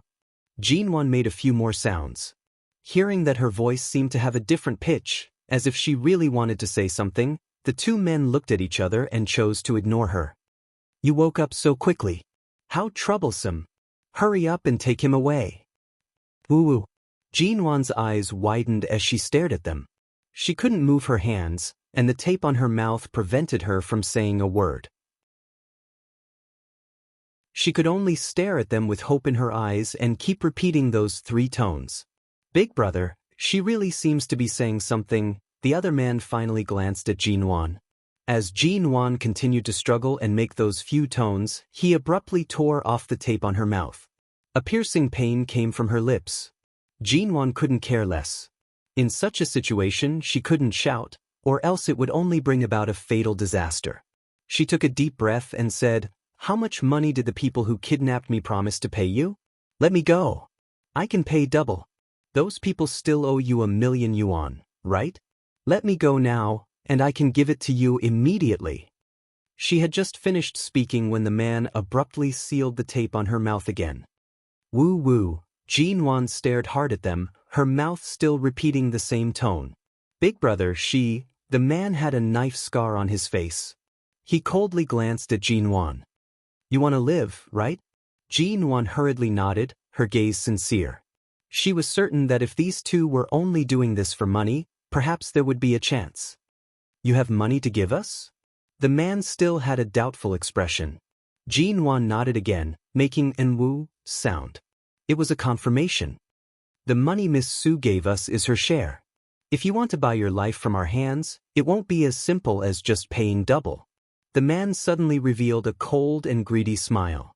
He shone the flashlight on Jean-Wan's body, and finally shone the blinding light on her eyes. She had no choice but to close her eyes and turn her head to avoid it. He said in a rough voice, Miss Sue wanted us to send you to T-City's largest underground bar. With your looks, you can easily sell for 2 million yuan a night there. After that, you can be sold to a smuggling ship in the Philippines and continue to earn a sum. Just our share is already quite a bit. If you want to buy your life from our hands, how much more can you pay? Jean-Wan's expression faltered. The two men's greedy expressions were too obvious. She tried her best to maintain her composure as she stared at their faces, wondering where their bottom line was. Big brother, she seems to be intentionally stalling for time. The moment the person by the side spoke, The man coldly narrowed his eyes and stared at Jinwan. Don't think about waiting for someone to save you just because you're wasting time. Right now, your life is in our hands. I'll offer 5 million yuan. Will you give it? Jinwan's expression faltered for a moment before she nodded. Her gaze was sincere. How? The check? This man was clearly much more decisive and calm than the person by the side. He did not give Jinwan any chance to speak or shout for help. He only observed Jinwan's expression, watching for her to nod or shake her head. Jinwan nodded.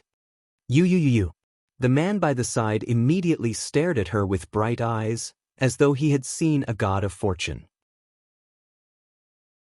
The two exchanged glances and suddenly pulled her up from the chair.